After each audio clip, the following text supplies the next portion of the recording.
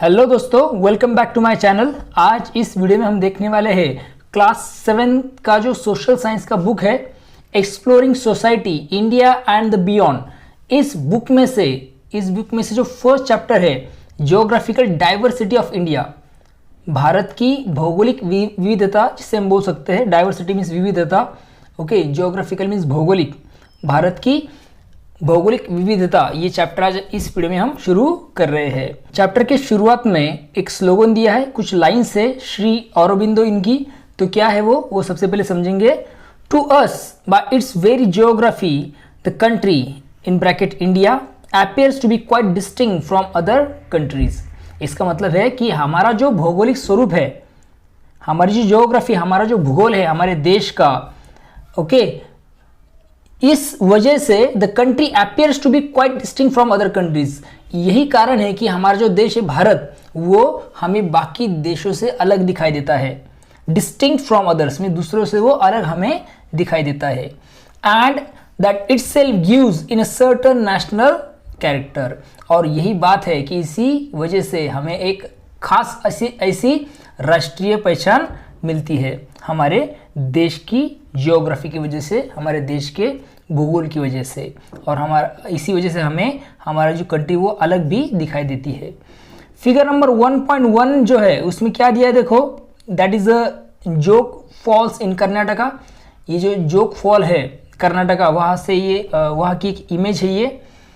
और आप नोटिस कर सकते हैं प्लेट्यू। अभी प्लेट्यू मीन्स क्या, तो एक ऊंचाई पर जो समतल जमीन है उसे कहा जाता है प्लेट्यू।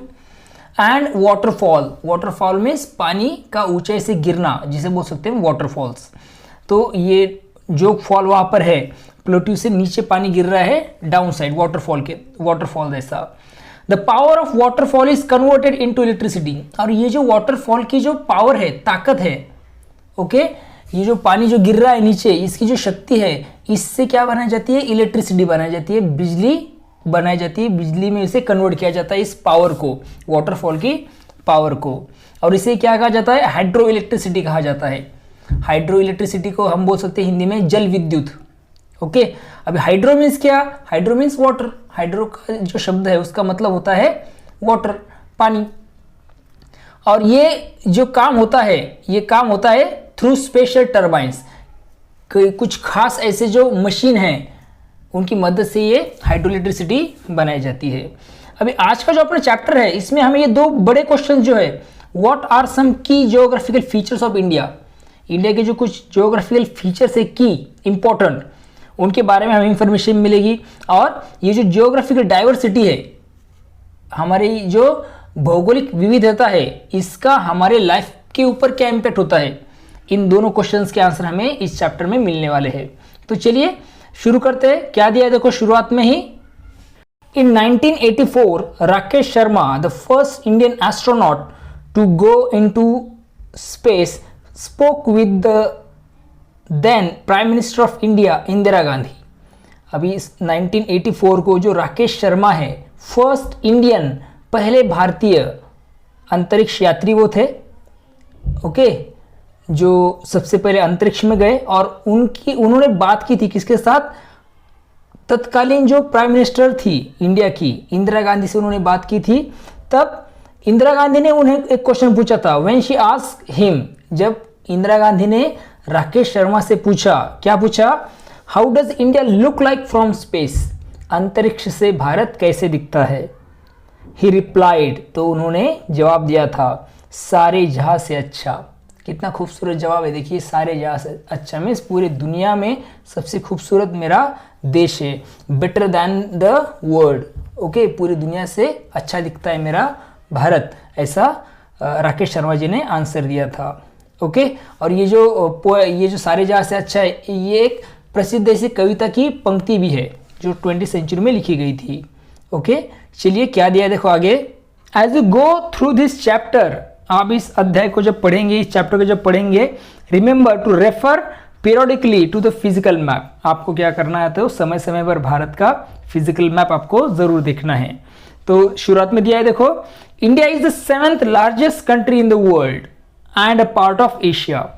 इंडिया जो है, भारत जो है, वो दुनिया का सबसे बड़ा 7वां देश है, 7वां सबसे बड़ा देश है और यह एशिया, कॉन्टिनेंट ऑफ एशिया जो है, एशिया महाद्वीप का वो हिस्सा है। अलॉन्ग विथ इट्स नेबर्स, अपने भारत के जो पड़ोसी है उसमें कौन कौन, Pakistan, Bangladesh, Nepal, Bhutan, Sri Lanka and Myanmar. It form the region known as Indian subcontinent. Okay, Bharat अपने पड़ोसी देश जैसे कौन कौन, पाकिस्तान, बांग्लादेश, नेपाल, भूटान, श्रीलंका और म्यांमार, इन सबके साथ में मिलकर एक बड़ा क्षेत्र बनाते हैं और उसे कहा जाता है भारतीय उपमहाद्वीप या फिर इंडियन सब कॉन्टिनेंट। अब ये सब कॉन्टिनेंट जो है वो क्या है, तो इंडियन सब कॉन्टिनेंट क्या है, it is a part of the continent of Asia. ये इंडियन सब कॉन्टिनेंट पार्ट है किसका, तो continent of Asia. Okay, Asia continent महाद्वीप और इंडियन सब कॉन्टिनेंट उपमहाद्वीप। समझ में आ गया आपको? ठीक है। इसके बाद क्या दिया है देखिए, often for the purpose of discussion, अक्सर चर्चा करने के लिए। Okay, we refer to 5 regions. हम क्या करते हैं, भारत को 5 मुख्य से भौगोलिक क्षेत्रों में बांटते हैं। कितने फीचर्स, ज्योग्राफिकल फीचर्स, 5 ऐसे मुख्य ज्योग्राफिकल फीचर्स आपको दिखाई देंगे इंडिया के या फिर भारत के। अंडरस्टैंड? तो कौन से वो, number 1 the great mountain zone, second one the plain of the Ganga and the Indus, Ganga और जो इंडस रिवर है उनके जो मैदान है प्लेन, वो सेकेंड। उसके बाद है देखो रेगिस्तान, द डेजर्ट रीजन, जिसे हम रेगिस्तान बोल सकते हैं। द सदर्न पेनिनसुला, सदर्न दक्षिणी प्रायद्वीपीय क्षेत्र जिसे हम कह सकते हैं हिंदी में, तो southern peninsula and the islands और द्वीप समूह। ये 5 आप क्या फॉर द डिस्कशन पर्पज इसको हम रेफर कर सकते हैं, 5 रीजन्स में इंडिया को डिवाइड कर सकते हैं। इन दिस चैप्टर में we will fly over this zones providing you with a bird eye view of these features and offering glimpses of what things look like in close up at some of these places। अब ये जो chapter है, इस chapter में हम क्या करेंगे, तो we will fly over this zone, एक ये जो पूरे जो जोन है, ये जो पूरे क्षेत्र है, उन पर एक उड़ती हुई नजर हम डालेंगे। Okay, providing you with a bird eye view of this features, और इससे आपको क्या होगा, तो ये जो फीचर्स है इनके बारे में आपको कुछ, जैसे आपको लगे कि आप ऊपर से उसको देखने का अनुभव करेंगे, इतनी इंफॉर्मेशन हमें यहाँ से मिलेंगी।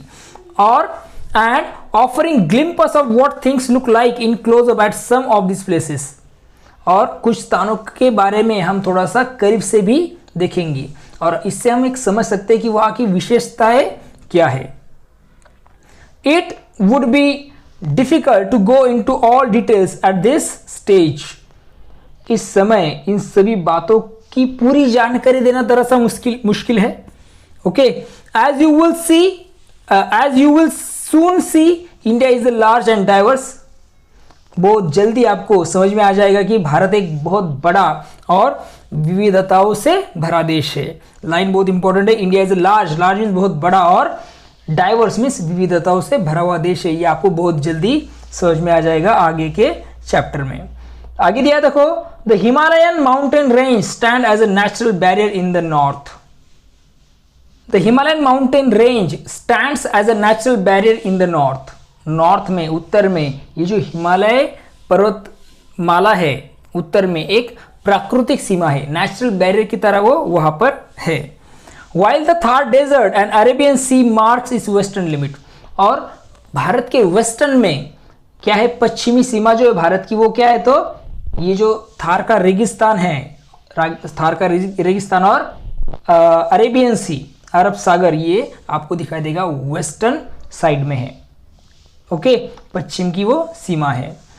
To the south the Indian ocean, south में, दक्षिण में हिंदी महासागर, एंड टू द ईस्ट, और ईस्ट में, पूरब में क्या है, the bay of Bengal form a natural boundary, और पूरब में बंगाल की खाड़ी, बे ऑफ बंगाल, और ये भारत की प्राकृतिक सीमाएं बनाते हैं। ये सब प्राकृतिक सीमाएं हमने यहाँ पर समझी है। This geographical features create a separation between India and the rest of the continent. ये जो भौगोलिक विशेषताएं आपको दिखाई दे रही है जियोग्राफिकल फीचर से, ये भारत को बाकी एशिया महाद्वीप से अलग करती है। पूरी तरह से अलग हो जाता है इंडिया और rest of the continent. Rest of the continent कौन सा कॉन्टिनेंट? एशिया जो कॉन्टिनेंट है वो पूरी तरह से अलग बना देते हैं ये geographical features. And have played a crucial role in shaping India's climate, culture and history. और भारत का जो जलवायु है, क्लाइमेट, कल्चर मीन्स संस्कृति और हिस्ट्री मीन्स इतिहास, इनको शेप देने का जो अहम रोल है, तो ये जियोग्राफिकल फीचर्स यहाँ पर करते हैं। ओके, चलिए आगे क्या दिया है, आएंगे अभी। लेट्स एक्सप्लोर में दिया है, देखो कि do you recall your lesson on latitudes and longitude, look at the map, can you read approximately the latitude and longitude where India lies. India का अप्रोक्सीमेट आपको बताना है लॉन्गिट्यूड और लैटिट्यूडनल एक्सटेंट। ओके, तो इसका आंसर रहेगा latitude का जो लैटिट्यूडनल एक्सटेंट है वो है 8 degree north to 37 degree north, और लॉन्गिट्यूडनल एक्सटेंट है longitude 68 degree east to 97 degree east. ये लॉन्गिट्यूडनल एक्सटेंट आपको दिखाई देगा इंडिया का in the world map. Okay, map भी आपके सामने आप देख सकते हैं, इसमें भी अच्छे से आप उसे रिकग्नाइज कर सकते हैं, आइडेंटिफाई कर सकते हैं। और ये जो फीचर्स बताए अभी जो हमने डिस्कस किए, ये सब फीचर जो है उस मैप पर आपके सामने जो मैप है उसमें दिखाई दे रहा है कि उसमें मैंने अंडरलाइन करके रखी है वो सब फीचर्स को इस फिजिकल मैप पर। ओके, चलिए आगे बढ़ते फिर अभी। Let us now journey together from the Himalayas to the islands in the Indian Ocean and onward to the east of India। चलो अभी अपना सफ़र शुरू कर रहे हैं हम, कहाँ से? हिमालय से शुरू होकर हिंदी महासागर में जो ये है आइलैंड्स है वहाँ तक, और उसके बाद भारत के कुछ पूरी भाग की ओर हम जाएंगे इस सफ़र में। अंडरस्टैंड? और आप देख सकते हैं कि the diverse colour on the map already give us a sense of geographical diversity. जो मैप है उसमें जो विभिन्न कलर यूज किए गए हैं वो हमें क्या बताते हैं? तो भौगोलिक विविधता, जियोग्राफिकल डाइवर्सिटी का वो हमें एहसास कराते हैं। अंडरस्टैंड? उसके बाद हम बढ़ेंगे आगे। डिफरेंट कलर जो है वो हमें अल्टीट्यूड के बारे में बताते हैं। तो the Himalayas, look at the length of Himalayan range on the map. आप मैप में देख सकते हैं, सामने जो मैप है उसमें आप देख सकते हैं कि हिमालय पर्वत श्रृंखलाओं को आप देख सकते हैं, ये कितनी बहुत लंबी और विशाल ऐसी दीवार की तरह यहाँ पे लग रही है, एक मैसिव वॉल की तरह ये लग रही है। ओके, आप देख सकते हैं इसे, अगर हम इसकी तरह हॉरिजॉन्टल वे में देखेंगे तो ये क्या है, तो बड़ी दीवार हमें लग रही है। अंडरस्टैंड? तो ये दोनों भी, ये पूरा हिमालय की एक दीवार आपको दिखाई देगी, अलग अलग कलर से हम उसका अल्टीट्यूड, हाइट भी हम उसकी समझ सकते हैं। और ये क्या है, तो सैटेलाइट इमेजेस है हिमालयन रेंजेस की। Understand? Note that the length of range is about 2500 kilometre. और ये जो लेंथ है इस रेंज की, हिमालयन रेंज की, वो कितनी है? 2500 किलोमीटर तक ये इतनी बड़ी रेंज आपको दिखाई देगी हिमालय की है। ओके, चलिए आगे की पेज पे अभी हम मूव होते हैं। लेट्स रिमेंबर, याद रखेंगे, the Himalayas seem to touch the sky. वो जो पहली इमेज हमने देखी उससे ऐसा लगा जैसे कि हिमालय मानो आसमान को छू रहा हो। Okay, in fact many of its peaks are over 8000 metres in height and are together called the 8000ers। Okay, अगर वास्तव में देखा जाए तो इसके कई शिखर्स है, पीक्स मीन्स शिखर। ओके, वो कितने हैं? 8000 मीटर से भी वो ऊपर है, इतनी ऊंचाई पर वो है। और इन सबको मिलाकर क्या बोला जाता है? 8000er उसे कहा जाता है। और ये जो माउंटेन रेंज है, Himalayan mountain range, stretch across 6 countries in Asia.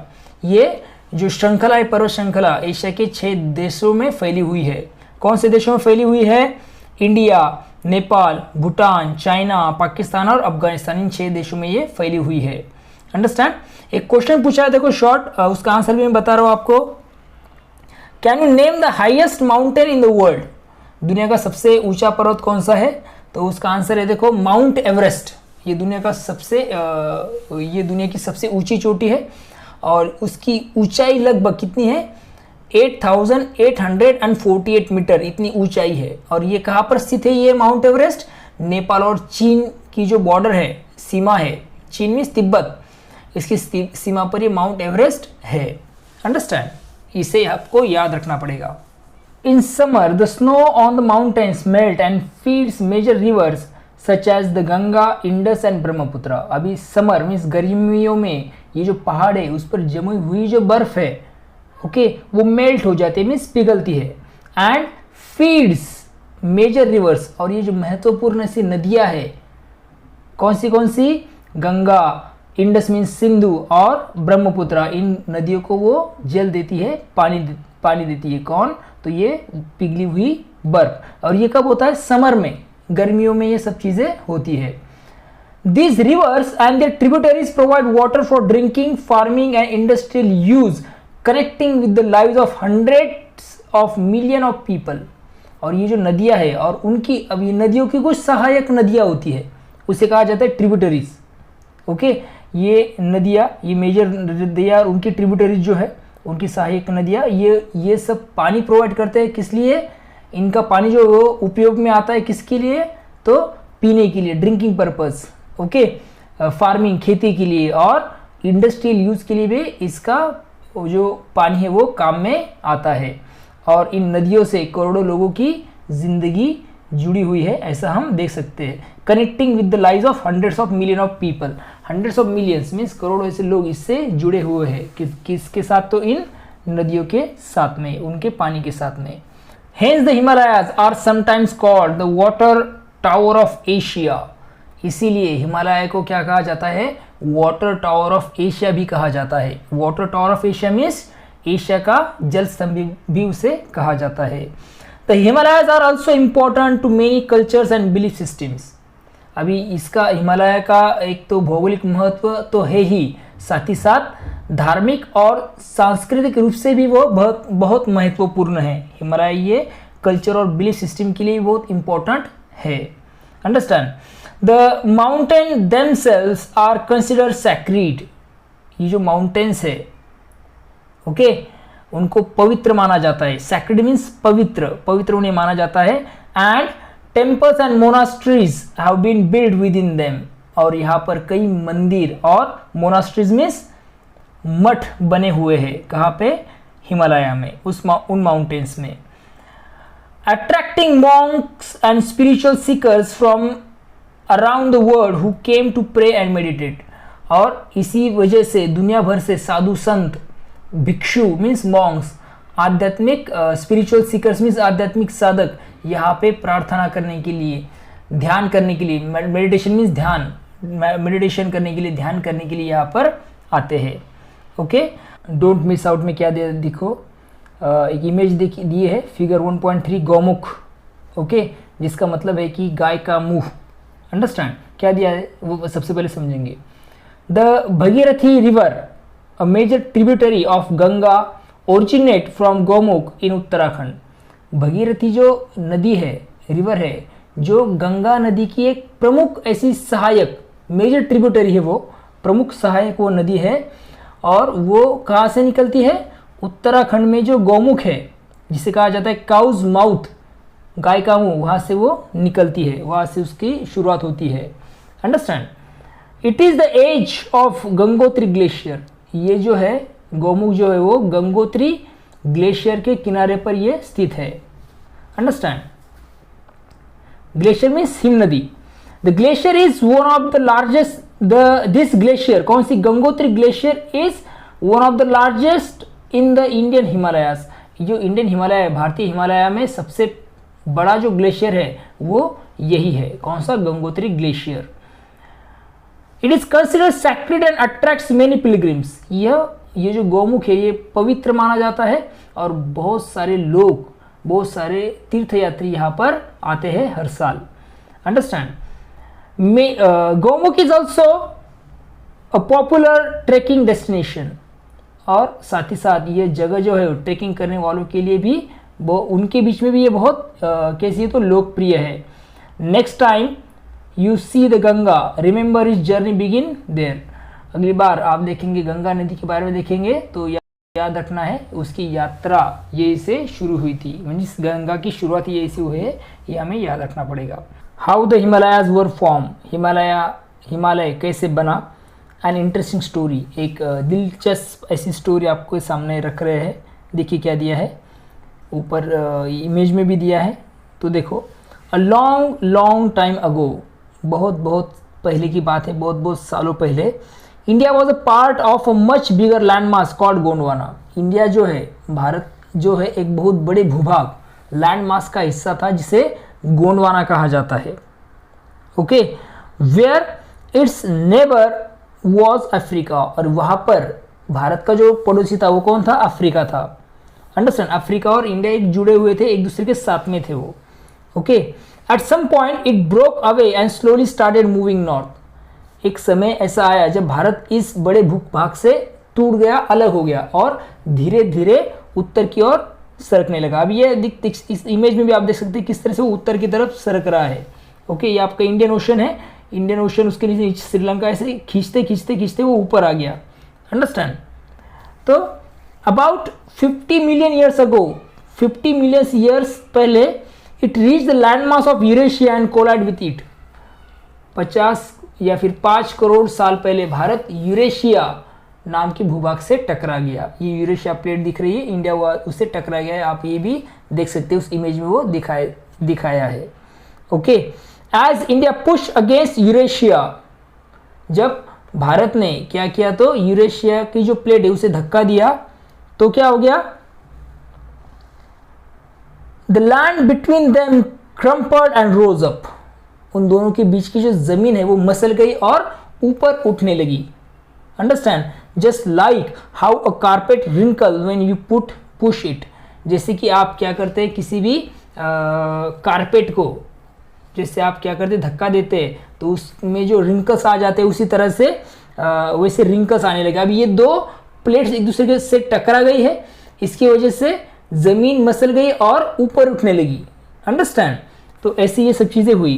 That's how the mighty Himalayan mountains were form. इस तरह से हिमालय जो है, इसी तरह से शक्तिशाली हिमालय पर्वत बने हैं। दो प्लेट की टक्कर से जो जमीन का भूभाग ऊपर आया, इस तरह से क्या बन गया तो हिमालय वहां पर बन गया।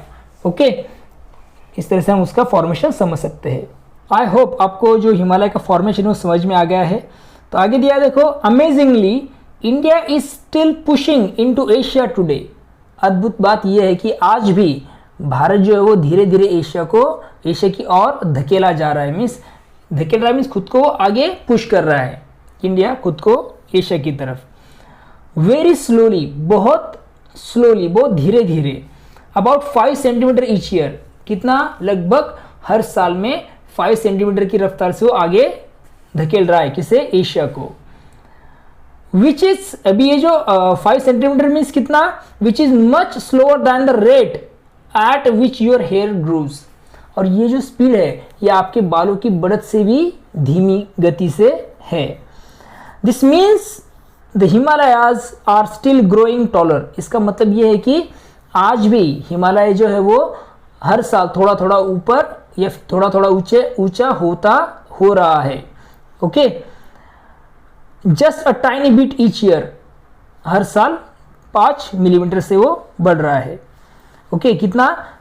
अबाउट 5 मिलीमीटर्स, हर साल वो 5 मिलीमीटर्स इतना बढ़ रहा है। But over a millennium that adds up to 5 metres. Millennium means 1000 साल का जो ड्यूरेशन से कहा जाता है मिलेनियम। तो एक मिलेनियम में 1000 साल बाद हिमालय जो है वो लगभग 5 मीटर ऊंचा हो जाएगा। ओके, ये इंडियंस जर्नी है यूरेशिया की, आप यहाँ पे समझ सकते हैं। ठीक है, आपको समझ में आ गया होगा। फिगर नंबर 1.5 आप देख सकते हैं कि folded layers of Himalayan rock. Okay, folded layer से वो आप देख सकते हैं कि किस तरह से ज़मीन की जो परतें हैं वो आपस में टकरा कर ऊपर उठी है। ये आप यहाँ पर देख सकते हैं और ज़रूर जानें, डोंट मिस आउट में दिया है। देखो ये जो वर्ड है हिमालय, ये 2 संस्कृत शब्दों से मिलकर बना है। हिमा मीन्स बर्फ और आलया मीन्स अबॉड और ड्वेलिंग। ओके, घर या फिर निवास स्थान जिससे बोला जाता है। तो बर्फ का घर, अबॉड ऑफ स्नो, बर्फ का घर या फिर बर्फ का निवास, इसे हम कह सकते हैं हिंदी में, और इंग्लिश में अबॉड ऑफ स्नो हिमालय का मतलब होता है। आगे देखिए क्या दिया है, the Himalayas are broadly categorise into 3 main ranges. अभी जो हिमालय है उसे मोटे तौर पर 3 मुख्य भागों में बांटा गया है। तो पहला है Himadri. Himadri means the greater Himalaya. Himadri को द ग्रेटर हिमालय कहा जाता है। और क्या दिया देखो, द ग्रेटर हिमालय और Himadri are the highest and most rug part of the range. यह हिमालय का सबसे ऊंचा और रग मीन्स कठोर ऐसा भाग है। Home of towering peaks like mount Everest and Kanchenjunga. और आपको दिखाई देंगे विशाल ऐसे शिखर, माउंट एवरेस्ट और कंचनजुंगा जो है वो हिमाद्री में आते हैं। ओके, टावरिंग पीक्स, बड़े बड़े शिखर, विशाल ऐसे शिखर्स, माउंट एवरेस्ट और Kanchenjunga. This region remains snow covered throughout the year. और ये जो रीजन है ये साल भर वहां पर क्या होती, तो बर्फ जमी रहती है इस रीजन में। कौन से? हिमाद्री के रीजन में। Life here is tough. जीवन बहुत कठिन होता है यहाँ पे। And there are not many human settlements. और इसीलिए यहाँ पर बहुत कम लोग यहाँ पर रहते हैं। सेकेंड कैटेगरी द हिमाचल, इसे लोअर हिमालयाज भी कहा जाता है। Lies south of the greater Himalayas and have a more moderate climate allowing rich biodiversity and human habitation. अभी ये जो हिमाचल है, हिमाचल हिमालय है, इसे लोअर हिमालय भी कहा जाता है। और ये कहा आता है ग्रेटर हिमालय मीन्स हिमाद्री के दक्षिण में ये आता है। And have a more moderate climate. और यहाँ का मौसम थोड़ा सा मध्यम मॉडरेट स्वरूप का होता है। इसी वजह से आप देख सकते हैं कि अलाउिंग रिच बायोडाइवर्सिटी, यहाँ पे जैव विविधता आपको दिखाई देंगी। एंड ह्यूमन हैबिटेशन मीन्स मानव बस्ती भी आपको यहाँ पे मिलेगी। कहाँ पे? हिमाचल हिमालय में।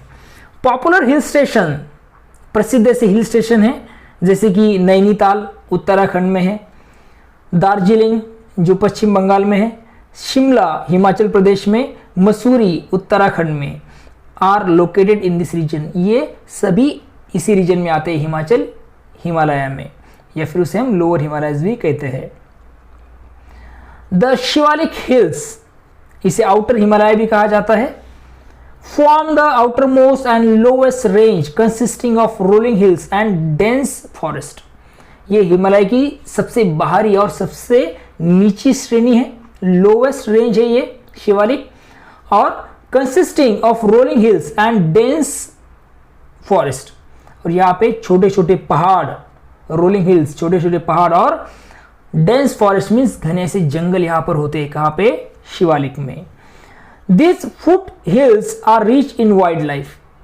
ये क्षेत्र जो है वो जंगली जीवन से भरपूर है। मीन्स ये जो फुट हिल है, ये जो लोवेस्ट रेंज है, यहाँ पर रिच इन वाइल्ड लाइफ में बहुत ज्यादा जंगली जीवन आपको दिखाई देगा। Serving as a transition zone between the Himalayas and the Gangetic plain, जिसे नदन हिमालय भी कहा जाता है। और ये जो है हिमालय और गंगा के जो मैदान है, जिसे हम नदन प्लेन भी कहते हैं, उनके बीच में एक पुल का काम करता है। मीन्स उसके नीचे डायरेक्टली नदन प्लेन शुरू होता है और ऊपर हिमालय की शुरुआत वहाँ से होती है, शिवालिक, जिसे हम आउटर हिमालय भी कहते हैं। ओके, चलिए क्या दिया देखो आगे। एक छोटा सा क्वेश्चन हमारे सामने देखो, can you locate the name of the state in the different parts of the Himalayas? Take the help of both the physical and political map for this exercise. आपको दोनों भी मैप का यूज़ करना है, physical और political, और उसका help करके आपको क्या करना है, तो स्टेट्स के नाम बताने हैं, डिफरेंट पार्ट्स जो हिमालयज में आते हैं वो मैं आपको बता देता हूँ। आपके पास जो मैप है उसमें आप देख सकते हैं एक बार, या फिर ये दोनों मैप मैं यहाँ पे लगा देता हूँ, दोनों भी मैप आप एक बार देख लीजिए।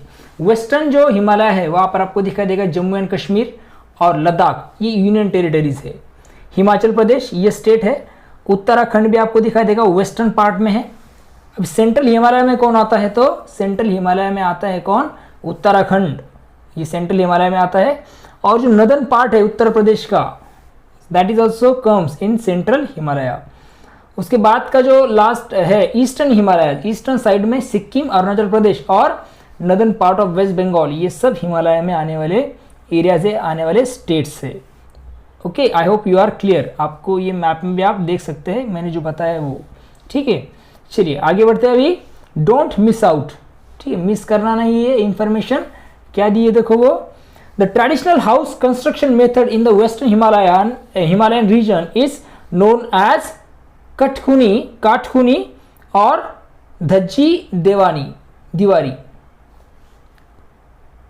डोंट मिस आउट, इसे मिस नहीं करना है, ये इंफॉर्मेशन देख लेंगे। फिगर 1.6 भी आप देख सकते हैं, उसके बारे में इंफॉर्मेशन ये। The traditional house construction method in the western Himalayan region is known as Kathkuni और dhajji dewari. Understand style of house. अभी पश्चिम हिमालय के जो क्षेत्र है वहाँ पर पारंपरिक घर बनने की जो शैली है वो खास है। पारंपरिक तौर पर वहाँ पर घर का कंस्ट्रक्शन किया जाता है परंपरागत विधि के द्वारा, और इस घर को ही बोला जाता है काठकुनी या फिर धज्जी दीवारी इसे कहा जाता है। अंडरस्टैंड, ट्रेडिशनल हाउस है ये जो कंस्ट्रक्ट होते हैं वेस्टर्न हिमालय में। A combination of locally available stone and would is used. इसको बनाने में क्या यूज किया जाता है, वहाँ पे मिलने वाले जो स्थानिक रूप के जो पत्थर है उससे और लकड़ी का यूज किया जाता है इस घर को बनाने के लिए। Which not only keeps the house warm but also resist damage in the event of mild earthquakes. अभी इसका फायदा ये है इस घर का कि ये जो घर है वो सर्दियों में गर्म रहता है और हल्के जो भूकंप है उससे भी ये सुरक्षित रहते हैं। इसका मतलब ये टूटते नहीं है जल्दी से, ऐसा ये घर है। आप इमेज में भी देख सकते हैं, काठकुनी हाउस हिमाचल प्रदेश में ये घर है। अंडरस्टैंड। चलो आगे भी दिया, डोंट मिस आउट, क्या क्या है समझते हैं, इसे मिस मत कीजिएगा। The great Himalayan national park. Great Himalayan national park है कहाँ पे, हिमाचल प्रदेश में, और वहाँ पे बहुत ज़्यादा डाइवर्सिटी, विविधता आपको दिखाई देगी। किसके मामले में, flora and fauna. Flora means जिसे बोला जाएगा पेड़ पौधे वनस्पति, और फाउना मीन्स जानवर जीव जंतु। इनके बारे में आपको एक बहुत बड़ी विविधता आपको वहाँ पे दिखाई देगी। तो क्या विविधता है वो सबसे पहले हम देखेंगे। यहाँ पे फिगर नंबर 17 में number 1, the great Himalayan national park conservation area. Okay, ये जो नंबर 1 की इमेज है इसे कहा गया है ग्रेट हिमालयन नेशनल पार्क, और ये कैसा तो प्रोटेक्टेड एरिया है, संरक्षित क्षेत्र है। उसके बाद है सेकेंड इमेज, हिमालयन मॉनल, जिसे बोला गया है कि मॉनल मीन्स नर, एक सुंदर पक्षी है ये, जो नंबर 2 की इमेज में दिखा है। नंबर 3 जो है वो है मोनेस्ट्री है, वो लद्दाख की क्या है, तो ये मोनेस्ट्री मीन्स मठ है लद्दाख का, नंबर 3 में जो दिखाया गया है। नंबर 4, ये नंबर 3 का मोनेस्ट्री इन लद्दाख। नंबर 4 है the Beas river in Himachal Pradesh. Number 4 ये ब्यास रिवर है। Okay, number 5 snow leopard, him तेंदुआ जिसे बोला जाएगा। Number 6 a display of produce in a local market in the Himalayas. जो हिमालय के बाजार में बिक रहे स्थानिक उत्पादन, जिससे हम बोल सकते हैं कि ये वहाँ पे उत्पादित होने वाली चीज़ें हैं जो वहाँ पे बिक रही है उस लोकल मार्केट में। नंबर 7 का जो है वो है रोडोडेंड्रन, अ टाइप ऑफ शरबत is made out of this flower. एक तरह का फूल है जिससे स्वादिष्ट ऐसे शरबत बनाए जाते हैं। तो आप देख सकते हैं कि बहुत बड़ी बायोडाइवर्सिटी आपको यहाँ पे दिखाई देगी, अलग अलग तरीके के फ्लोरा एंड फाउना आपको यहाँ पे दिखाई देंगे। कहाँ पे, कौन सा एरिया, तो the great Himalayan national park Himachal Pradesh में। उसके बाद हम आगे बढ़ेंगे, और ये जो ग्रेट हिमालयन नेशनल पार्क है उसे क्या बनाया गया है, तो इस पार्क को एक वर्ल्ड हेरिटेज साइट जो है यूनेस्को ने डिक्लेयर किया है। यूनेस्को ने डिक्लेयर किया है कि ग्रेट हिमालयन नेशनल पार्क जो है ये क्या है, तो एक वर्ल्ड हेरिटेज साइट है। ओके, वर्ल्ड हेरिटेज मीन्स विश्व धरोहर स्थल उसे घोषित किया है। Understand, the biodiversity of the park is being preserve by the government as well as the village communities that live inside the park. अभी ये जो क्षेत्र है इसकी जो विविधता है, जैव विविधता स्पेसिफिकली, इसको प्रिजर्व करना, इसको बचाना, इसको संरक्षित करना किसका काम है, गवर्नमेंट, सरकार, और एज वेल एज वहाँ पे रहने वाले जो विलेज कम्युनिटी के लोग हैं, गांव में रहने वाले जो लोग हैं, वहाँ पे रहने वाले, इनका काम है कि इस बायोडाइवर्सिटी को क्या करना, बचाना, संरक्षित करना। Okay, I hope you are clear about the Himalayas. The cold desert of India, India का ठंडा रेगिस्तान। The word desert immediately evokes an image of a hot place. जब कभी हम रेगिस्तान वर्ड सुनते हैं, ये जो शब्द सुनते हैं, तो हमारे मन में सबसे पहली जो इमेज बनती है, तस्वीर बनती है, वो कौन सी बनती है? तो हॉट प्लेस की, गर्मी वाले प्रदेश की हमारे मन में एक तस्वीर बनती है जब कभी हम वर्ड सुनते हैं डेजर्ट, रेगिस्तान, जब कभी हम वर्ड सुनते हैं तब। However there are also cold desert, लेकिन कुछ ठंडे रेगिस्तान भी होते हैं। And we have one in India, और ऐसा ही एक हमारे भारत में भी है। Ladakh is a cold desert where winter temperatures drop below -30 degree.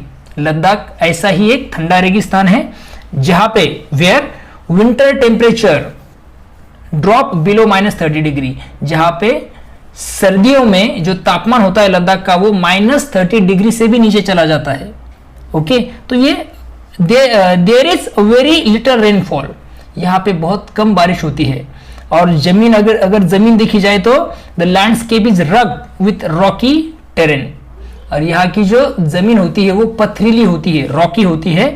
Deep valleys, जिसमें गहरी ऐसी घाटियां होती है, वैलीज होती है deep. Okay, and lakes such as Pangong Tso, और यहाँ पर झीलें भी होती है जैसे कि पेंगोंग झील। अंडरस्टैंड? सो का मतलब होता है लेक, जिसे हम झील कहते हैं। तो ये सब चीजें वहां पर लद्दाख में है। रॉकी टेरेन है, इसका मतलब कि पथरीली जमीन है पूरी तरह से, और बहुत गहरी ऐसी, क्या बोल सकते हैं उसे, वैलीज वहां पर है। ओके, तो ये देख सकते हैं कि इमेज भी दिख रहा है, देखो मूनलैंड लद्दाख का ये इमेज है। The terrain here resembles that of the moon, यह इलाका जो है वो चांद की सतह जैसा है, मून के जैसा दिखता है वो। रिसेंबल में उसके जैसा दिखना। ओके, तो इलाका कैसे है? तो चांद की सतह जैसा है। Hence it is called moonland, तो इसीलिए इसे लोग मूनलैंड भी कहते हैं। Geologist explain the formation of this terrain, as we saw earlier, by the fact that mountains were folded when the Indian landmass collided with Eurasia। जैसे भूवैज्ञानिक हमें बताते हैं कि ये इलाका कैसे बना, तो क्या बताते हैं वो, जैसे पहले भी हमने देखा है कि भाई ये जो इंडियन लैंडमास है वो कोलाइड हो गया किसके साथ? यूरेशिया के साथ, और इसकी वजह से फोल्ड माउंटेन वहां पर बने, पर्वतों की जो परतें हैं वो मुड़ गई, फोल्डेड माउंटेन्स वहां पर बने। This folded portion was part of ocean, और ये जो फोल्डेड पोर्शन है, अंडरस्टैंड, ये पहले क्या था? तो पहले एक समंदर का हिस्सा था। यही फोल्डेड जो माउंटेन है वो पहले समंदर का हिस्सा थे। Understand? And so the rocks in this area are made largely of sand and clay, और यहाँ की जो चट्टाने हैं ये मुख्य रूप से सैंड मीन्स वालू और क्ले मीन्स चिकन मिट्टी से ये बनी हुई है। यहाँ की जो what we can say that, यहाँ की जो कुछ रॉक्स है वो कैसे बने हैं? तो सैंड और क्ले से वो मेनली बने हैं। Wind and rain have eroded the mountains into the shapes you see in the photograph. हवा और जिसे बोल सकते हैं बारिश ने क्या किया? तो यहाँ की जो चट्टाने हैं, माउंटेन, इनको काट कर जो आज की जो शेप देख रहे हैं आप फोटोग्राफ में, वैसे उसे बना दिया है। ओके, चलिए आगे क्या दिया देखो। Despite the harsh conditions, okay, Ladakh में जो मौसम बहुत कठिन मौसम होता है, इसके अलावा understand, Ladakh is home to unique wildlife like snow leopard, ibex and Tibetan antelope. यहाँ कुछ खास जानवर भी पाए जाते हैं। यहाँ पे बहुत कठिन ऐसी मौसम है, फिर भी यहाँ पे आप देख सकते हैं कि बहुत सारे जंगली जानवर पाए जाते हैं, जैसे कि leopard, snow leopard means him तेंदुआ जिसे हम कह सकते हैं, ibex and last one Tibetan antelope, Tibet की हिरन, ऐसा हम उसे बोल सकते हैं। ये जानवर यहाँ पे पाए जाते हैं। The Ladakhi people lead a simple life, Ladakh के लोग जो है वो बहुत सरल जीवन जीते हैं। The region is known for its ancient monasteries and colourful festivals such as Losar and the Hemis festival. यहाँ लद्दाख में मैंने आपको पहले बताया कि यहाँ के लोग बहुत सरल ऐसा जीवन जीते हैं। इस इलाके में, यहाँ पर इन इलाकों में आपको प्राचीन मठ, मोनास्ट्रीज और कलरफुल फेस्टिवल्स, रंग बिरंगे त्यौहार के लिए ये जगह क्या है तो मशहूर है। अंडरस्टैंड। कुछ त्यौहार जैसे कि लोसर ये त्यौहार है, उसके बाद हेमिस त्यौहार यहाँ पर सेलिब्रेट किए जाते हैं। और आप देख सकते हैं और कुछ इमेजेस जो है उसके नीचे क्या इन्फॉर्मेशन दी है वो देखेंगे। ये तो मैंने आपको बताया फिगर 1.8 मून लैंड लद्दाख है ये। दूसरी जो इमेज दिख रही है आपको 1.9 वाली, वहाँ पे आप देख सकते हैं कि याक और कुछ लोग जो है लद्दाख के वो याक क्या है तो जानवर है वहाँ पे पाया जाने वाला। तो yak are very important for the lives of people in the Himalayas. Himalaya के क्षेत्र में जो लोग रहते हैं उनके लिए याक जो है एक उनके जीवन का एक ज़रूरी हिस्सा है।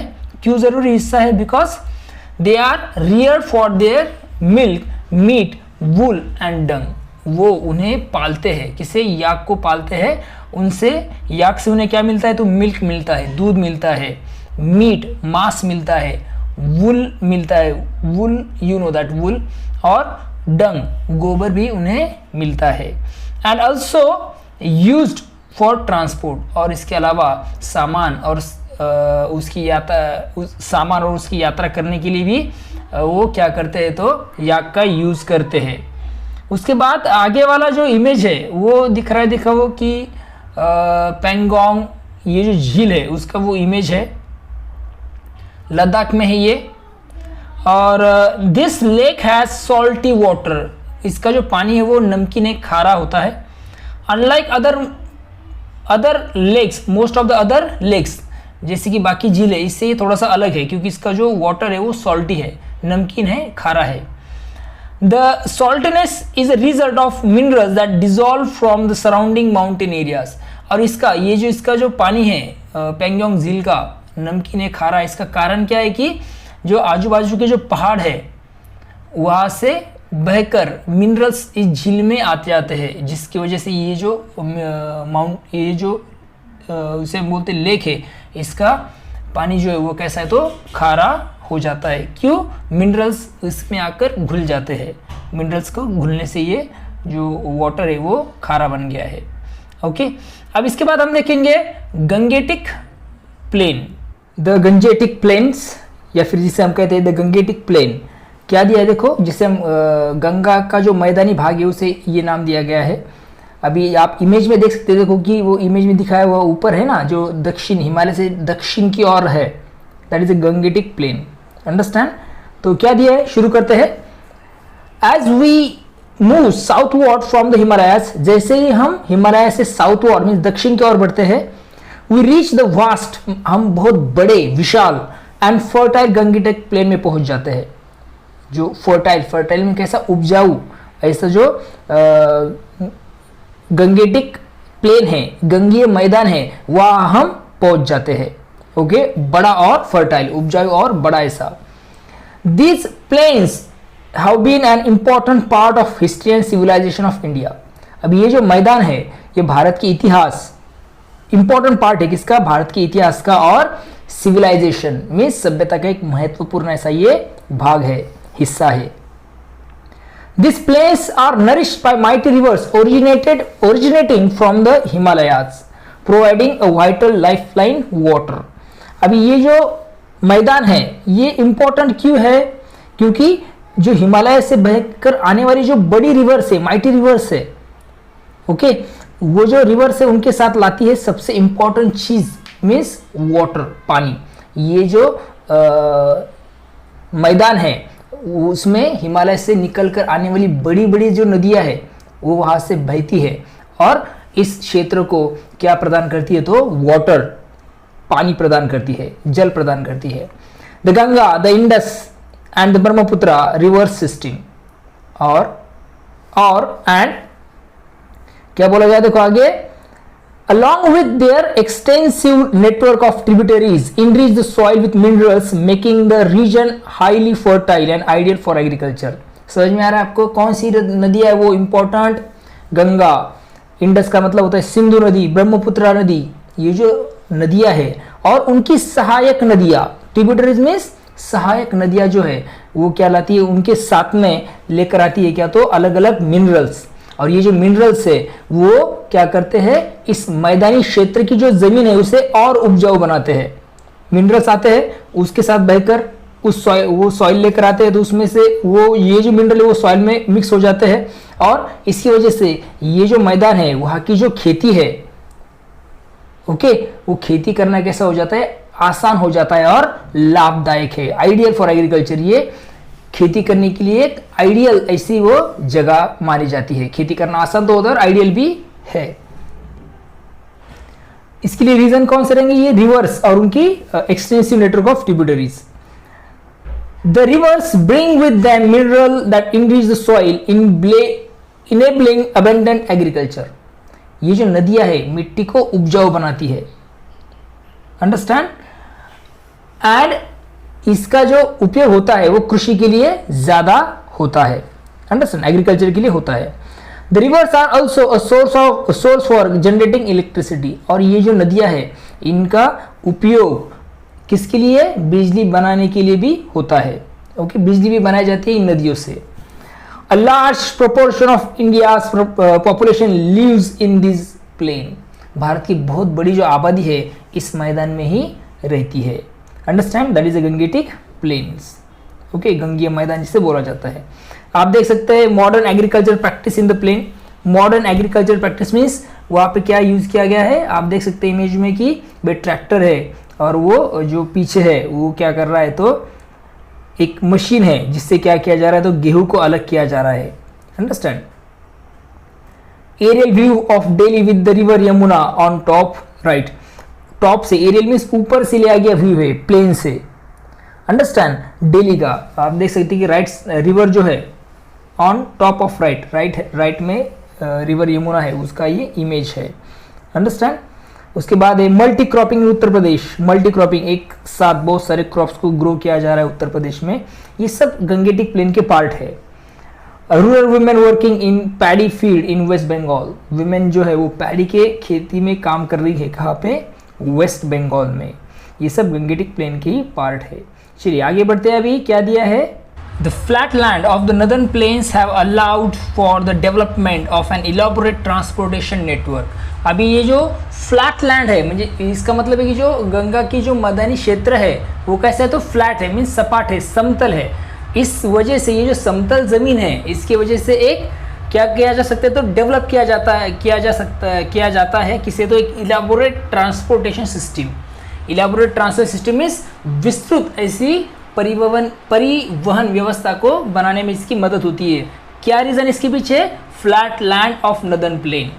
उत्तरी जो मैदान है उसमें ज़मीन कैसी है, तो एक समतल है, इसकी वजह से ये सब चीज़ें पॉसिबल होती है। Road and railway networks facilitate the movement of people and goods over long distance. अब यहाँ की जो सड़कें हैं, उसके बाद रेलवे रूट्स है, अंडरस्टैंड, रेलवेज जिसे बोल सकते हैं, रेल मार्ग है, ये दोनों की वजह से या फिर ये दोनों सहायक है, मददगार है, किस लिए, the movement of people and good over long distance.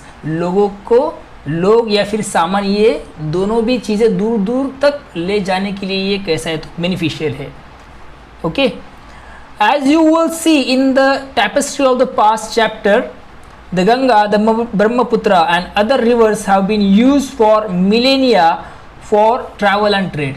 अभी आने वाला जो चैप्टर है टैपेस्ट्री ऑफ द पास्ट, उसमें आप पढ़ेंगे कि भाई ये जो गंगा रिवर है, ब्रह्मपुत्र है और कुछ अन्य ऐसी नदियां हैं, other rivers have been use, इनका यूज जो है वो हज़ारों वर्षों से किस लिए हो रहा है, तो ट्रैवल एंड ट्रेड, यात्रा और व्यापार के लिए इसका उपयोग किया जा रहा है। ये हम पढ़ने वाले आने वाले चैप्टर में। अभी दो दिया है, देखो यहाँ पे modern of transport in Gangetic plain, इसे बोल सकते हैं हम आधुनिक ऐसी परिवहन व्यवस्था, आप देख सकते हैं, अंडरस्टैंड, प्लेन में रेलवे मार्ग दिया है, जल मार्ग दिया है। उसके बाद है डोंट मिस आउट, क्या दिया है समझ लेंगे। अभी इसमें भी क्या दिया है, देखो, most rivers are name after goddesses. बहुत सारे जो रिवर्स है उनका नाम गॉडेसेस पे रखा गया है, जैसे गंगा, यमुना, कावेरी एक्सेट्रा। एक और जो रिवर है ब्रह्मपुत्र, उसका मतलब क्या है कि सन of Brahma. Brahma is a God in Hinduism, उसमें से उसके बेटे के नाम पर ये रखा गया है, देखो, the son of Brahma, Brahmaputra. इसका मतलब ये होता है the river get bigger during summer instead of drying up, can you guess why. अब यहाँ पे क्वेश्चन पूछा है आपको कि भाई ये जो रिवर है ब्रह्मपुत्र, ये समर सीजन में ड्राई होने की बजाय, ड्राई मीन्स सिकुड़ने की बजाय, उसकी पानी की मात्रा कम होने की बजाय वो बढ़ती जाती है या और बड़ी हो जाती है। तो इसके पीछे का रीज़न क्या है? तो इसका पीछे का रीज़न बहुत क्लियर है। देखो गर्मियों में क्या होता है, ज़्यादातर नदियाँ सूखने लगती है क्योंकि बारिश नहीं होती है, मगर अभी ये ब्रह्मपुत्र नदी जो है वो गर्मियों में बड़ी हो जाती है। इसके पीछे का रीज़न ये है कि हिमालय वाली ये जो नदी है वो निकलती कहाँ से? हिमालय से निकलती है। हिमालय में होता है बर्फ़, तो गर्मियों में ये बर्फ़ क्या हो जाता है, पिघल जाता है, और ये पिघला हुआ जो बर्फ़ है उससे जो वाटर है, पानी जो निकलता है वो इन नदियों में आकर मिल जाता है। इसकी वजह से ये नदियों में पानी की मात्रा क्या हो जाती है, बढ़ जाती है। Same thing happen with Brahmaputra river. आगे वाला क्वेश्चन है लेट्स एक्सप्लोर। एक इमेज दिया है, उसके आधार पर ये क्वेश्चन है। सैटेलाइट इमेज है गंगेटिक प्लेन की, और क्वेश्चन दिया है, देखो notice the concentration of lighting in the plains. आप देख सकते हैं कि किस तरह से लाइटिंग है गंगेटिक प्लेन में। तो what could be the reason for this concentration, तो क्या रीज़न है इसकी वजह का इतनी सारी बिजली आपको वहाँ पे दिखाई दे रही है, इतना ज़्यादा लाइट आपको वहाँ पे दिखाई दे रहा है नाइट व्यू में।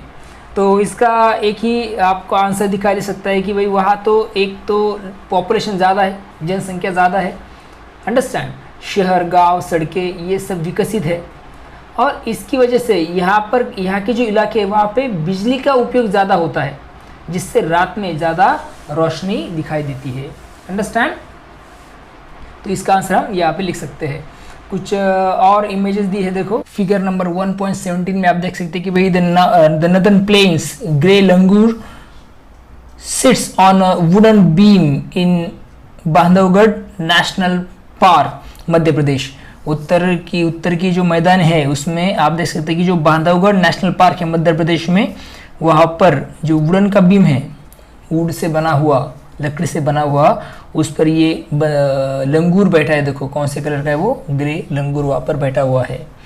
फिगर नंबर 1.18 आप देख सकते हैं द मैजेस्टिक टाइगर, एक शानदार ऐसा बाघ, that was on the verge of extinction. Verge means कगार पर, एक्सटिंक्शन मीन्स विलुप्त होने की कगार पर ये थे मैजेस्टिक टाइगर्स। ओके, तो टाइगर्स ये खत्म होने पर आ गए थे। खत्म होने मीन्स इनकी प्रजाति बाद में नहीं रहेगी। Project Tiger has supported the return of tiger to its habitats, मगर प्रोजेक्ट टाइगर की वजह से उनके जो प्राकृतिक आवास है उनको वापस लाने में मदद हुई और ये बच गए। उसके बाद और दो इमेजेस दिखाई दे रही है, देखो एक जो है वो 1.19 द इंडियन घड़ियाल, ये भारतीय घड़ियाल है।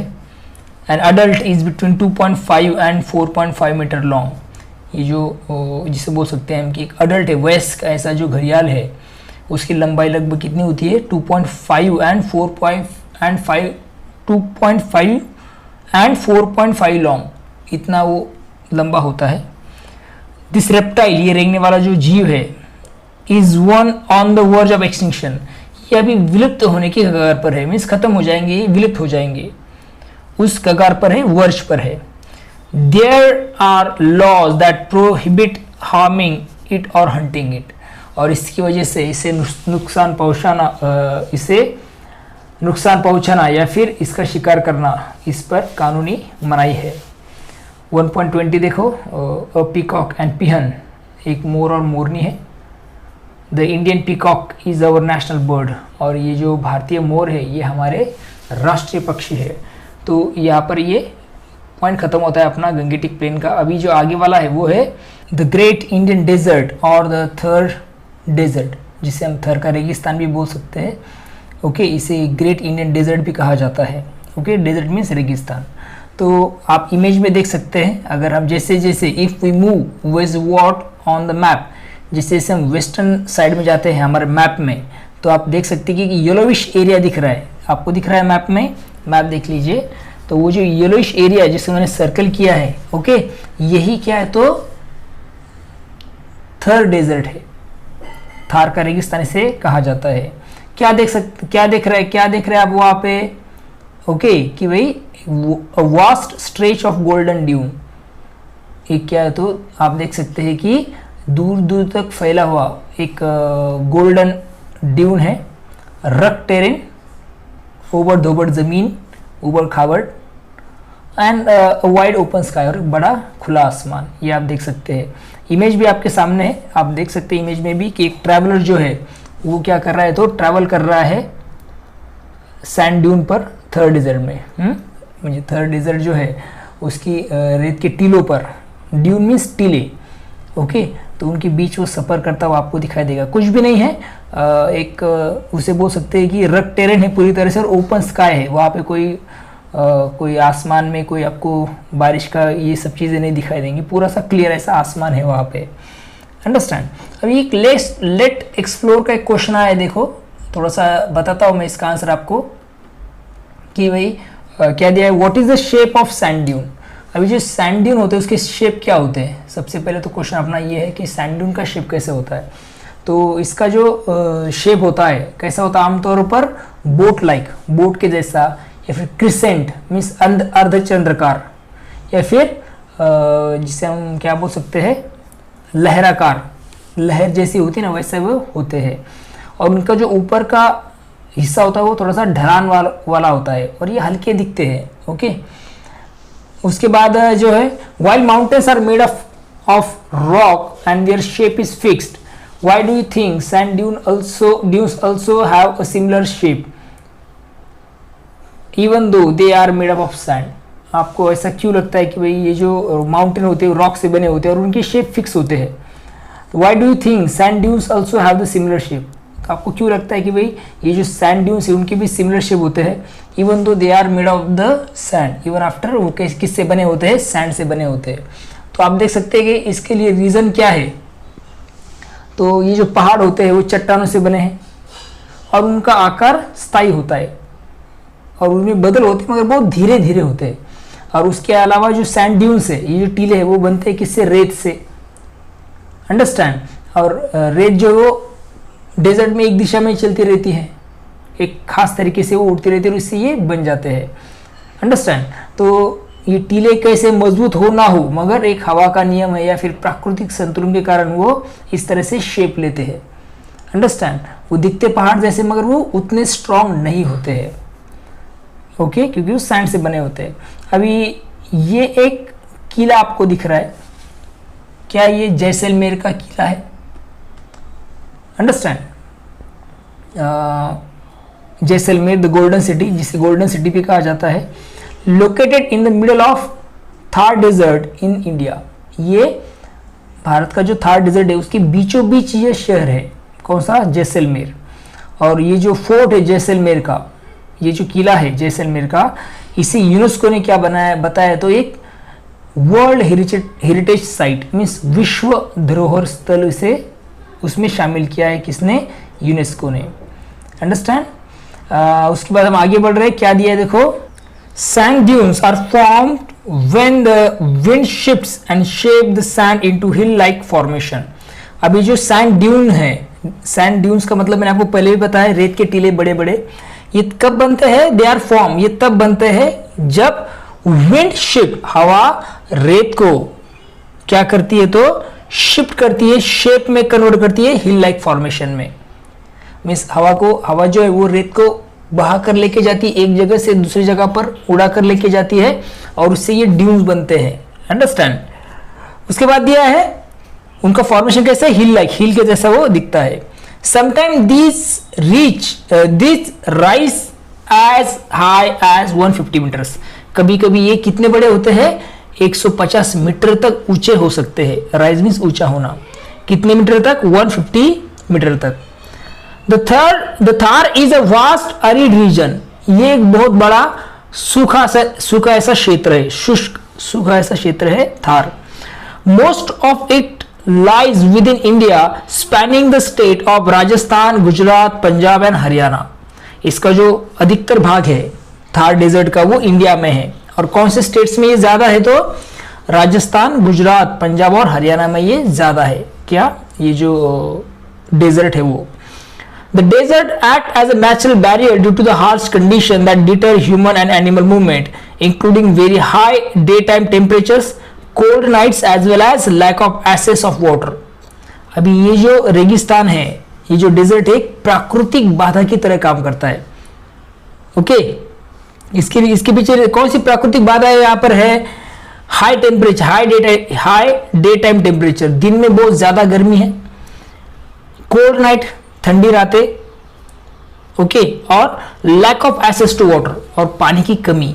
इस वजह से जो ह्यूमन है या फिर एनिमल मूवमेंट है, इसकी जो मूवमेंट है ये क्या हो जाती है, उस पर उसके लिए बहुत ज्यादा मुश्किलें बनती है because of all these reasons. ये सब रीजंस कौन से reasons? Very high day time temperature, cold night, as well as access of lack of access to water. इसके बाद देखो, people living in the Thar have adapted their way of life to the place and what it offers. Food habits, clothing and lifestyle are suited to these harsh condition. यहाँ पे जो रहने वाले लोग हैं थार डेजर्ट में, उन्होंने क्या किया, तो अपने जीवन को इन परिस्थितियों में, ये जो परिस्थितियां है उसमें खुद को उन्होंने एक्सेप्ट कर लिया, इन परिस्थितियों को एक्सेप्ट कर लिया और उसमें उन्होंने खुद को ढाल लिया है। और उसका ही इम्पैक्ट उनके खान पान पर, मीन्स उनकी फूड हैबिट भी इसी अनुरूप है, उस जो कंडीशन है उसके अनुरूप वो खाते पीते हैं, उनके कपड़े भी उसी परिस्थिति के अनुसार है, और लाइफस्टाइल, वो जो रहन सहन, ये सब चीजें जो है, ये सब वो उसी प्रकार के हैं जो उस वातावरण को अनुकूल है। ओके, अभी एक और इमेज दिख रही है, देखो आपको, कैमल है और एक वेंडर है। क्या दिया, देखो, camel vendor at the Pushkar Mela at the edge of Thar desert. आप देख सकते हैं कि भाई एक कैमल वेंडर है, मीन्स ऊंट बेचने वाला जो है वो पुष्कर मेले में, पुष्कर जो मेला है, ओके, और ये जो पुष्कर मेला होता है वो कहाँ पर होता है, तो ये जो थार का डेजर्ट है उसी किनारे पर ये होता है, एज किनारे पर होता है, तो वहाँ का ये इमेज है। चलो आगे बढ़ते हैं। डोंट मिस आउट, कुछ इंफॉर्मेशन दी है और हमें ये मिस नहीं करनी है। चलो अभी वो समझते हैं। डोंट मिस आउट में तो पहले दो इमेज दिए, देखो, एक जो लेफ्ट साइड की जो इमेज है जहाँ पर विमेन आपको दिख रही है कि वो महिलाएं जो है वो घर में क्या कर रही है, तो पानी लेके जा रही है। कहाँ से? बहुत, घर से बहुत दूर जगह से वो पानी लेकर आ रही है उनके घर में। अंडरस्टैंड? तो ये जो सोर्स है पानी का वो घर, उनके घर से कैसे, तो बहुत दूर है। और समस्या दिख रही है हमें पानी की, कितनी ज़्यादा समस्या है एक्चुअली डेजर्ट में, ये आप समझ सकते हैं इससे। और राइट साइड में जो इमेज दिख रही है वो क्या है, तो रेन वाटर हार्वेस्टिंग का स्ट्रक्चर है वो एक गांव में। तो ये दो इमेजेस है। तो क्या दिया है, देखो, इंफॉर्मेशन जो दी गई है, water is scarce in the desert. Scarce means कम, बहुत कम। जो रेगिस्तान है या फिर डेजर्ट है वहाँ पर जो वाटर है, पानी है, वो कैसा होता है, बहुत कम होता है।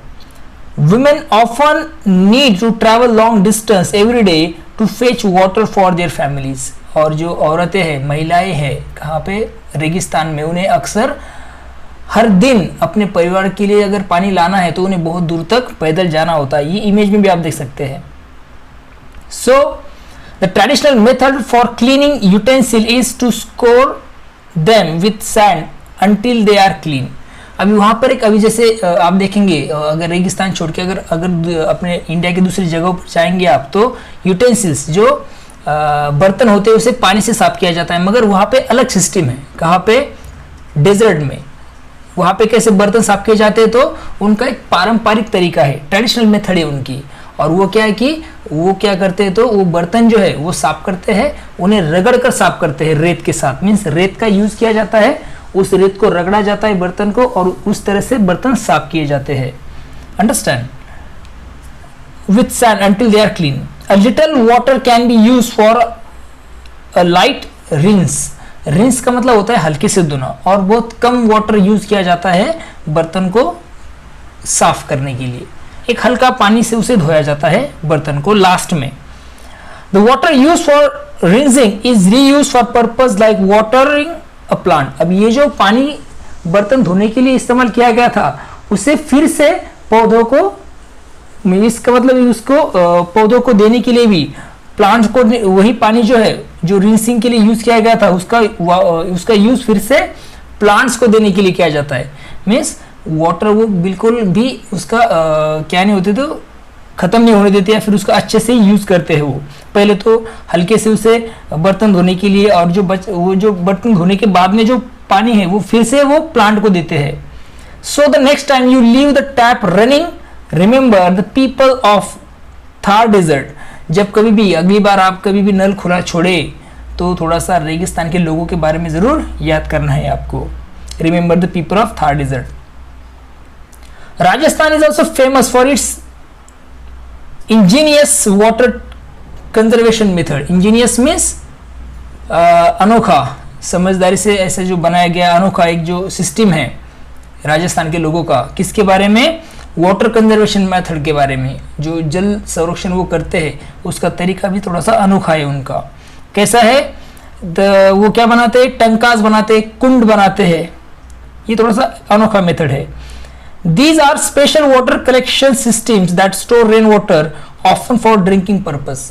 ये थोड़ा सा जो अनोखा दिखने वाला जो सिस्टम है वाटर को कलेक्ट करने का, उस जिसमें क्या किया जाता है, जो रेन का जो वाटर है वो इकट्ठा किया जाता है. और वो किस लिए इकट्ठा किया जाता है? For drinking purpose. ओके, तो इस तरह से आप उस डेजर्ट एरिया के बारे में समझ सकते हैं जो इंडिया में है. अभी अगला जो पॉइंट है वो है Aravalli hills. The Aravalli hills. Okay, Aravalli की पहाड़ियाँ, जिसे हम अरावली की पर्वतमाला भी कह सकते हैं. तो एक बार फिर से मैप की तरफ हम वापस आ रहे हैं. देख सकते हैं आपकी भाई मैप में जैसे जैसे हम जैसे जैसे आप स्लोली क्या होते हैं थार डेजर्ट के ईस्ट साइड में जब आने लगते हैं आप, तो आपको वहाँ पे रेंजेस दिखाई देगी, हिल्स दिखाई देगी. तो वही क्या है? तो अरावली हिल्स है. तो मैंने आपको उसको कलर भी किया है, सर्कल किया है. आप देख सकते हैं कि that is the Aravalli hills. तो चलिए शुरू करते हैं. क्या दिया है देखो. The Aravallis are among the oldest mountains in the world. ये जो अरावली की पहाड़ियाँ है, ये जो पर्वतमाला है अरावलीज की, ये दुनिया की सबसे पुरानी पहाड़ियों में से एक है.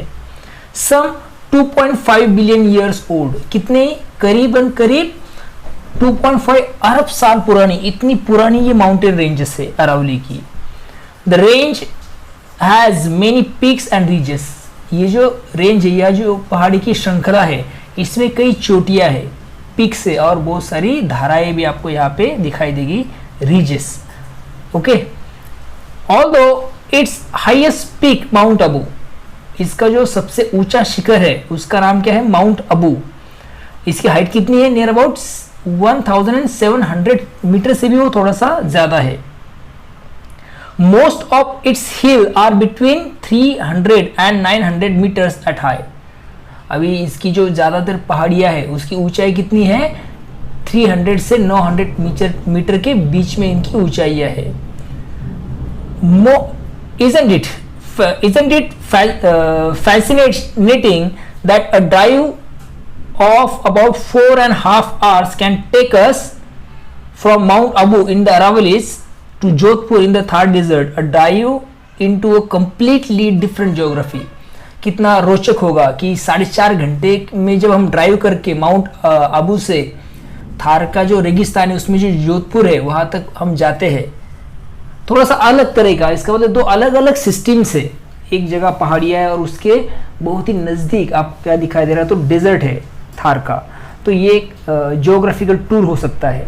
अंडरस्टैंड? अलग जियोग्राफिकल स्ट्रक्चर में हम पहुँच जाते हैं.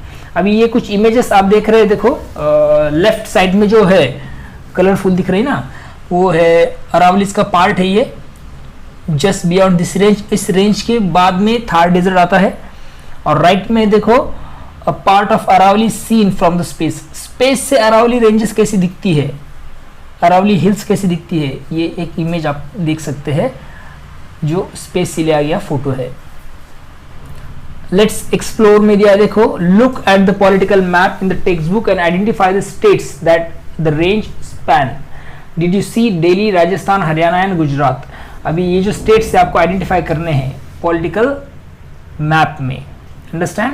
तो आपके सामने ये मैप दिया है और ये जो स्टेट्स है उनको भी मैंने क्या कर दिया? सर्कल कर दिया है. इन स्टेट्स में इसकी रेंजेस है, किसकी? अरावलीज की रेंजेस है. Okay, I hope you are clear. आगे दिया है देखो. The Aravallis play a vital role in shaping the geography and climate of northwestern India.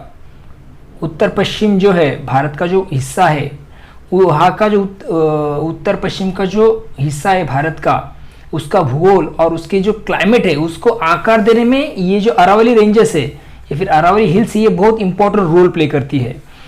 One of its most important function is acting as natural barrier. सबसे important चीज ये है कि ये एक अहम भूमिका इसकी ये है कि ये एक प्राकृतिक दीवार है, एक प्राकृतिक दीवार की तरह एक काम करती है। कौन सी? अरावली हिल्स। और ये प्रिवेंट करती है the Thar desert from expanding further eastward. Means Thar का जो रेगिस्तान है उसे और आगे पूर्व की तरफ, ईस्ट की तरफ फैलने से ये जो अरावली हिल से ये रोकते हैं। You will read more about this later, आप और आगे भी इसके बारे में पढ़ेंगे। The Aravallis rich in minerals like marble, granite, zinc and copper have supported mining and construction activities for centuries. याद रखिए कि भाई ये जो अरावली हिल्स है वहां पे अलग अलग तरीके के इंपॉर्टेंट मिनरल्स पाए जाते हैं, खनिज जिसे बोला जाता है। कौन से? वो मार्बल्स, ग्रेनाइट, जिंक और कॉपर, ये कुछ इंपॉर्टेंट ऐसे मिनरल्स यहाँ पर पाए जाते हैं। अंडरस्टैंड? और इसकी वजह से वहाँ पे ज़्यादा माइनिंग होती है और बहुत ज़्यादा कंस्ट्रक्शन के काम भी होते आ रहे हैं। कहाँ पे? अरावलीज में। In fact evidence from its ancient mine at Zawar have shown that over 8 centuries ago Indians were the first in the world to master the delicate process of extraction of zinc। अगर आप देखेंगे उदयपुर के पास जो जावर नाम का एक पुरानी खान है और वहाँ पे सबूत मिले कि भाई वहाँ जो सबूत मिले वो बताते हैं कि करीब 800 से 800 साढ़े 800 साल पहले ही इंडिया के जो लोग थे, okay, they were the first in the world, वो पहले है इंडिया दुनिया में कि जो मास्टर बन चुके थे। किसमें माहिर हो चुके थे? वो किसमें? जिंक निकालने में, उसका एक्सट्रैक्शन करने में, ये जो जटिल डिफिकल्ट से प्रोसेस है उसे करने में वो मास्टर हो चुके थे। ऐसे बहुत सारे एविडेंसेस है पास्ट में। Historic forts such as Chittorgarh, okay, Chittorgarh है हिस्टोरिक ऐतिहासिक किला है ये। उसके बाद कुंभलगढ़ और रणथंभौर, ये कुछ इंपॉर्टेंट ऐसे हिस्टोरिक फोर्ट्स भी है। अभी ये जो इमेज दिख रही है आपको फिगर नंबर 1.26, वो इमेज है कुंभलगढ़ की। अंडरस्टैंड? ये जो फोर्ट है वो सराउंड है। अंडरस्टैंड? क्या दिया है? सबसे पहले रीड करता हूं मैं। Kumbhalgarh fort surrounded by the Aravallis. Kumbhalgarh का जो किला है वो अरावली की पहाड़ियों से पूरी तरह से घिरा हुआ है। Understand? This location in the hills proved to be an excellent deterrent to the enemy। और ये पहाड़ियों में ये जगह दुश्मनों को रोकने के लिए बहुत अच्छी साबित हुई। तो ये ऐसा किला वहां पर आपको दिखाई देगा। अंडरस्टैंड? द पेनिनसुलर प्लेट्यू, चलो कुछ याद करते हैं। लेट्स रिमेंबर में क्या दिया है, देखो ये याद रखना है हम हर बार। इसमें प्लेट्यू के बारे में बताया गया है। देखो क्या दिया है, प्लेट्यू मीन्स पठार is a landform that rises up from the surrounding land and has a more or less flat surface. Some of its sides are often steep slopes। अभी कभी भी याद रखना है, जब कभी आप प्लेट्यू के बारे में सुनेंगे, पठार के बारे में सुनेंगे, तो एक ऐसा लैंड फॉर्म है ये, ऐसी एक भूरूप है ये कि जो क्या होता है, rises up from the surrounding land, जो उसके आसपास की जमीन होती है उससे ये ऊंचा होता है। और इसकी जो ऊपरी सतह होती है, ऊपर का जो लैंड फॉर्म होता है वो कैसा होता है, फ्लैट सरफेस मींस समतल, एक फ्लैट सरफेस उस पर होता है। और उसकी जो साइड होती है, उसके जो किनारे होते हैं, some of its sides are often steep slopes, वो कैसे होते हैं, ढलान वाले होते हैं। अंडरस्टैंड? इसे हम प्लेट्यू कहते हैं। पेनिनसुला के भी मतलब दिया है, देखो पेनिनसुला का मतलब होता है कि a peninsula is a piece of land that is surrounded by water on 3 sides. Peninsula क्या है, तो एक पीस ऑफ लैंड है, एक जमीन का टुकड़ा है जिससे ये जो जमीन का टुकड़ा होता है ये तीनों साइड से वाटर से सराउंड होता है। मींस तीनों साइड में जब वाटर रहेगा, पानी रहेगा, और उस जमीन के टुकड़े को बोला जाएगा पेनिनसुला। ओके, तो शुरू करते हैं हम। क्या दिया है, India has several plateaus. India जो है इसमें बहुत सारे पठार है, बहुत सारे प्लेट्यूज है। The most important one is triangular peninsular area in the middle and south of the country। और इन सब प्लेट्यूज में से सबसे महत्वपूर्ण जो पठार है देश का, वो कहां पर है, तो दक्षिण और मध्य भारत में ये ट्राइंगुलर पेनिनसुलर एरिया जो है ये सबसे इंपॉर्टेंट ऐसा प्लेट्यू हमें दिखाई देगा हमारे देश में। ट्राइंगुलर शेप वाला त्रिकोणीय पेनिनसुलर एरिया, ये सबसे इंपॉर्टेंट है। बहुत सारे मगर ये सबसे इंपॉर्टेंट है। It is also a very old land formation. इसका जो फॉर्मेशन है ये बहुत पुराना है, बहुत पुराने टाइम पर ये बना हुआ है। Since this region is a peninsula surrounded by water on all three sides by the Arabian Sea, the Bay of Bengal and the Indian Ocean, it is called peninsular plateau। अभी मैंने आपको पहले बताया, इसका वर्ड का मतलब मैंने आपको बताया था, फिर भी यहाँ पे फिर से इंफॉर्मेशन दी है कि अभी ये जो पेनिसुलर प्लेटू है ये क्या है, तो तीनों भी तरफ से पानी से ये घिरा हुआ है। कौन से तीनों तरफ से? अरेबियन सी, वेस्ट में अरेबियन सी है, साउथ में इंडियन ओशन है और ईस्ट में क्या, तो बे ऑफ बंगाल है। ओके, ये तीनों साइड से ये पानी से घिरा हुआ है, इसलिए इसे पेनिसुलर प्लेट्यू, प्रायद्वीपीय पठार भी से कहा जाता है। The plateau is bordered by 2 mountain ranges. अब ये जो पठार है, ये जो प्लेट्यू है, इसको इसके किनारे 2 पर्वत श्रृंखलाएं हैं। मींस बॉर्डर जो इसकी, या बॉर्डर पर 2 माउंटेन रेंजेस है। एक है वेस्टर्न घाट जिसे पश्चिमी घाट कहा जाता है, और दूसरा है ईस्टर्न घाट, इसे कहा जाता है पूर्वी घाट। The western Ghats are taller and run along the western coast like a wall with many beautiful waterfalls flowing down their steep sides during the monsoon season। अब इसमें से अगर देखा जाए तो पश्चिम घाट जो है, वेस्टर्न घाट जो है, ये टॉलर है, ऊंचा है। वो किसके तुलना में? ईस्टर्न घाट के तुलना में ये ऊंचा है, और ये आप देख सकते हैं कि दीवार की तरह ये काम करता है, या फिर एक दीवार की तरह ये फैला हुआ है पश्चिमी तट पर, वेस्टर्न कोस्ट पर ऐसा वो फैला हुआ है, एक वॉल की तरह, एक दीवार की तरह वो फैला हुआ है। और बहुत सारे ब्यूटीफुल वाटरफॉल्स, बरसात के मौसम में specifically during the monsoon season, beautiful waterfalls flowing down their steep sides. बहुत सारे वो जो ढलाने हैं वहां पे बरसात के मौसम में बहुत सुंदर ऐसे झरने, ब्यूटीफुल वाटरफॉल में झरना, ओके, बहुत सारे ऐसे सुंदर झरने वहां पर गिरते हैं। कहां पे? वेस्टर्न घाट में। इसके बाद दिया देखो, डोंट मिस आउट, इसे भूलना नहीं है, इसे हम छोड़ेंगे नहीं, ये समझेंगे हम जरूर। क्या दिया है? The western Ghats have been declared a UNESCO world heritage site. अब ये जो वेस्टर्न घाट है, पश्चिमी घाट, इसे यूनेस्को ने क्या बताया, तो एक वर्ल्ड हेरिटेज साइट उसे डिक्लेयर किया है। They are home of many rivers and have a rich biodiversity. अब ये जो वेस्टर्न घाट है, यहाँ पे बहुत सारी रिवर्स है, बहुत सारे रिवर का ये घर है, और एक रिच बायोडाइवर्सिटी है, जैव विविधता आपको दिखाई देगी बहुत ज्यादा वेस्टर्न घाट में। The northern portion of the western Ghat are also known as Sahyadri hills. जो नदर्न पोर्शन है वेस्टर्न घाट का, नॉर्थ साइड का, उसे सह्याद्री हिल्स भी कहा जाता है। ओके, अभी इसके बाद देखेंगे हम ईस्टर्न घाट के बारे में। क्या दिया है देखो, the Eastern Ghats are lower and broken into smaller hills along the eastern coast. अभी आप ईस्टर्न घाट्स, जिसे हम पूर्वी घाट कहते हैं, ये कैसा है, तो लोअर मींस अगर इसे कंपेयर किया जाएगा वेस्टर्न घाट के साथ, या जिसे हम बोलते हैं पश्चिमी घाट के साथ, अगर इसे कंपेयर करते हैं तो ये छोटा है। और ब्रोकन इनटू स्मॉलर हिल्स, इसकी जो हाइट है वो कम है, इसकी ऊंचाई कम है, और ये क्या है, तो ब्रोकन है। ब्रोकन मींस टूटा हुआ है, एक साथ ये जुड़ा नहीं है, तो ये छोटे छोटे पहाड़ियों में ये टूटा हुआ है। क्या? ईस्टर्न घाट। ओके, और ये जो पूरा ईस्टर्न घाट है, ये क्या है, कैसा फैला हुआ है, तो जो ईस्टर्न कोस्ट है इसके साथ ये फैला हुआ है। Understand? Between these mountain ranges lie the Deccan Plateau, a vast area of flat highlands। अभी आप ये जो दोनों पर्वत श्रृंखलाएं हैं, कौन सी? ईस्टर्न घाट और वेस्टर्न घाट, इन दोनों के बीच में एक प्लेट्यू है, ओके, जिसे बोला जाता है डेक्कन प्लेट्यू।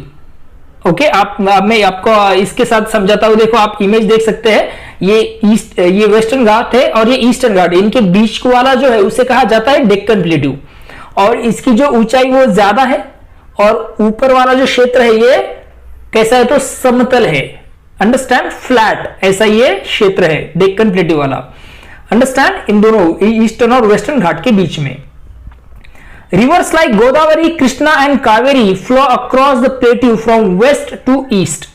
जो रिवर्स है कौन सी, गोदावरी, कृष्णा, कावेरी। मैप भी आपके सामने में दिखा रहा हूं, तो ये मैप में भी आप देख सकते हैं रिवर्स का, रिवर्स जो है वो जैसे कि गोदावरी, कृष्णा, कावेरी, ये क्या होती है, तो ये नदियां क्या होती है, इन पठारों को अंडरस्टैंड पश्चिम से पूर्व की ओर ये पार करती है। इसका मतलब इन पठारों में से ये नदियां बहकर आती है पश्चिम से लेकर पूर्व की ओर, अंडरस्टैंड। बाद में ये बे ऑफ बंगाल में मिल जाती है।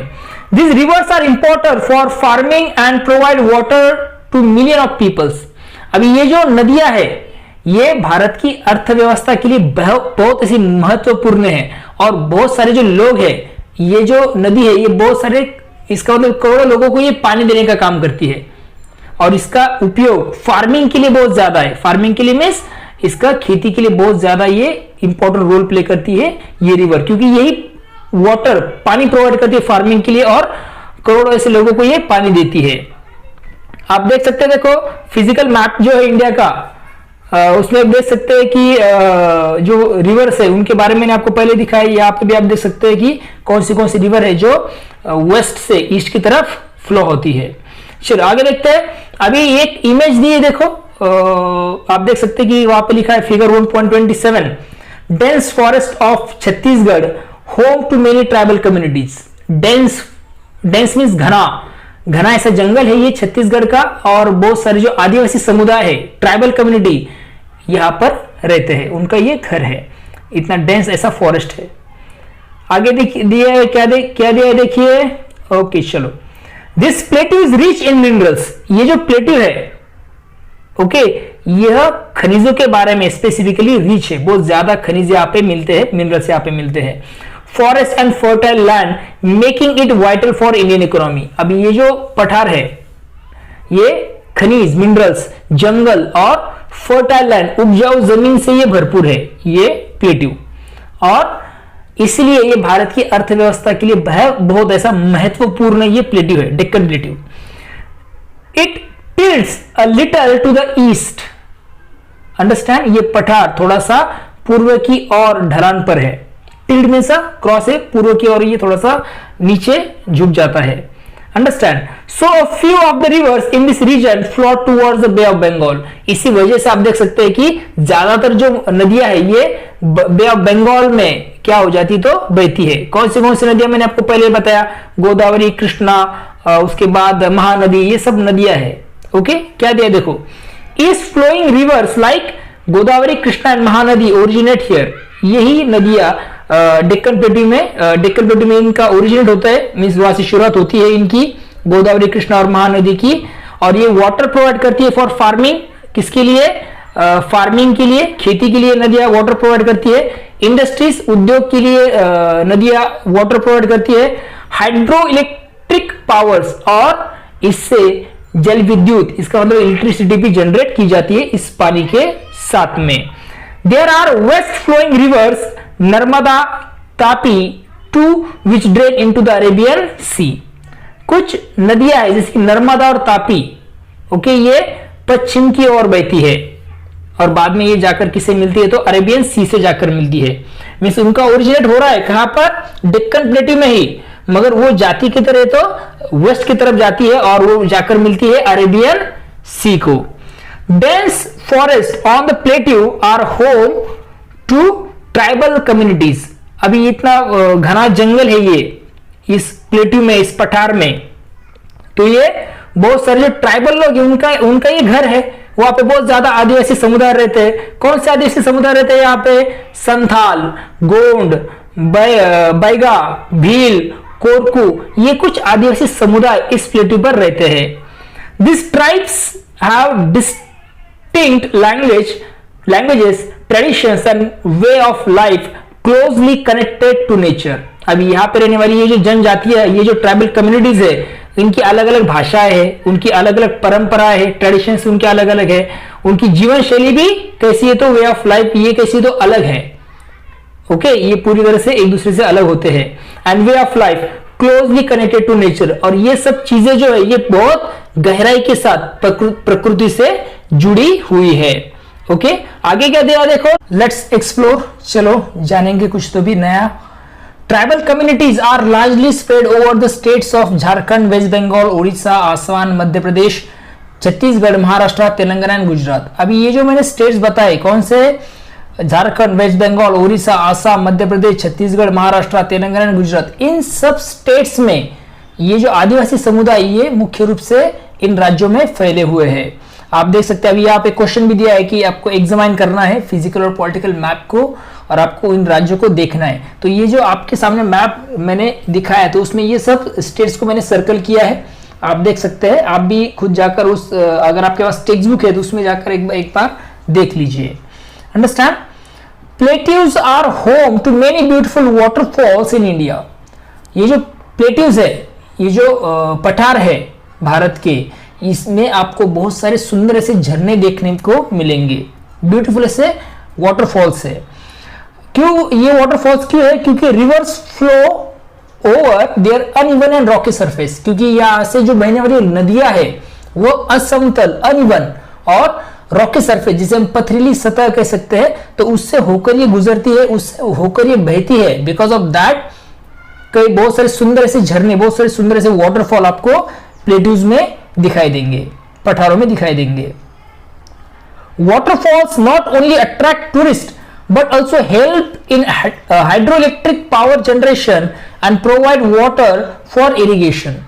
और ये सबसे इंपॉर्टेंट है, देखो अभी ये जो वाटरफॉल है ये सिर्फ टूरिस्ट को अट्रैक्ट नहीं करते, सिर्फ पर्यटकों को आकर्षित नहीं करते हैं, तो इसकी मदद होती है किसके लिए? हाइड्रो इलेक्ट्रिक पावर बनाने के लिए, मीन्स इलेक्ट्रिसिटी बनाने के लिए, जल विद्युत इलेक्ट्रिसिटी बनाने के लिए इसकी मदद होती है। और साथ ही साथ इसका जो पानी है किसका, इन वाटरफॉल्स का, इसे यूज किया जाता है for irrigation purpose also. Okay, सिंचाई के लिए भी इसको यूज किया जाता है। अभी कुछ दिया है, देखो नंबर 1 का इमेज है, power house waterfall in Periya canal near Munnar Kerala. Periya canal जो है मुन्नर केरला के पास ये है, एक झरना है जिसे पावर हाउस वाटरफॉल भी कहते हैं। ओके, इसे पावर हाउस वाटर कैनल भी कहा जाता है, इसे कहते ही है। कहां पर ये? पेरिया कनाल में है ये, केरला में। ओके, उसके बाद एक मंकी दिख रहा है, देखो क्या दिया है, lion tail macaque. Understand? Macaque है लायन टेल वाला, एक बंदर की प्रजाति है जो पश्चिम घाट में पाई जाती है, इन द वेस्टर्न घाट, वहां पर दिया है। देखो king cobra number 3 1.30, king cobra of the western Ghat. ये किंग कोबरा है, ये पश्चिम घाट में पाया जाने वाला एक विशाल और जहरीला ऐसा ही सांप आपको दिखाई देगा। चलो आगे बढ़ते हैं। 1.31, this is an insectivorous plant. Okay, ये जो पौधा है क्या दिया, देखो आगे, this is an insectivorous plant meaning it's feed on insect found in the western Ghat. It catches small insect in sticky trap and digest them। एक पौधा, एक कीटक भक्षी पौधा जिसे कहा जाएगा इंसेक्टिवोरस प्लांट। ये पौधा दिखाई देते कहाँ पे मिलता है, ये दिखाई देगा आपको पश्चिम घाट में। और ये जो पौधा है वो क्या करता है, तो छोटे छोटे कीड़ों को ये पकड़ता है, चिप एक उसके जाल बनाता है वो चिपचिपा, उसमें पकड़कर इसे वो खा लेता है, इसे डाइजेस्ट कर लेता है। इस तरह का पौधा भी आपको दिखाई देगा जो है कहाँ पे, पश्चिम घाट में। और एक लास्ट वाला कोल माइन दिखाया, देखो। ओके, कोल माइन है ये in the plateau, an important resource specially in the production of electricity. Okay, और ये सबसे इंपॉर्टेंट आपको दिखाई देगा, कोयले की खदान भी है यहाँ पर, बहुत ही इंपॉर्टेंट ऐसा ये संसाधन है।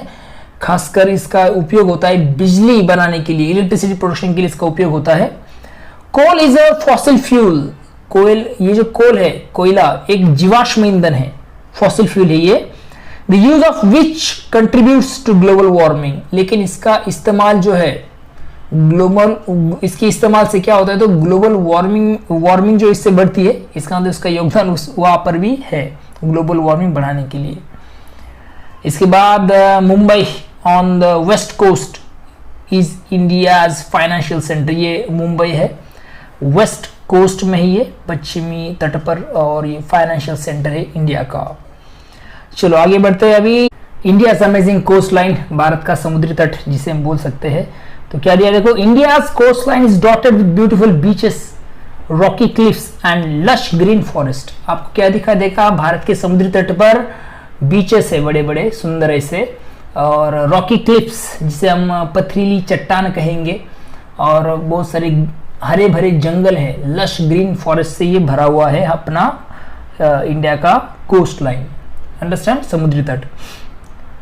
सम beaches have golden sand while others have black soil. अभी ये जो बीचेस है वो समुद्री तट पर, तो कुछ जो बीचेस है वो गोल्डन मीन्स गोल्डन सैंड की मीन्स सुनहरी कलर की रेत है वहां पे, और कई जगहों पे काले पत्थर या फिर ब्लैक रॉक्स आपको दिखाई देंगे।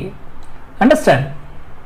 सम islands have coral reefs while other are covered in thick jungles. कुछ आइलैंड्स भी है समंदर में, तो कुछ जो आइलैंड्स है वो कैसे है, तो कोरल रीफ से बने हुए हैं, और कुछ जो उनमें बहुत सारे घने जंगल से वो ढके हुए हैं, बहुत सारे islands.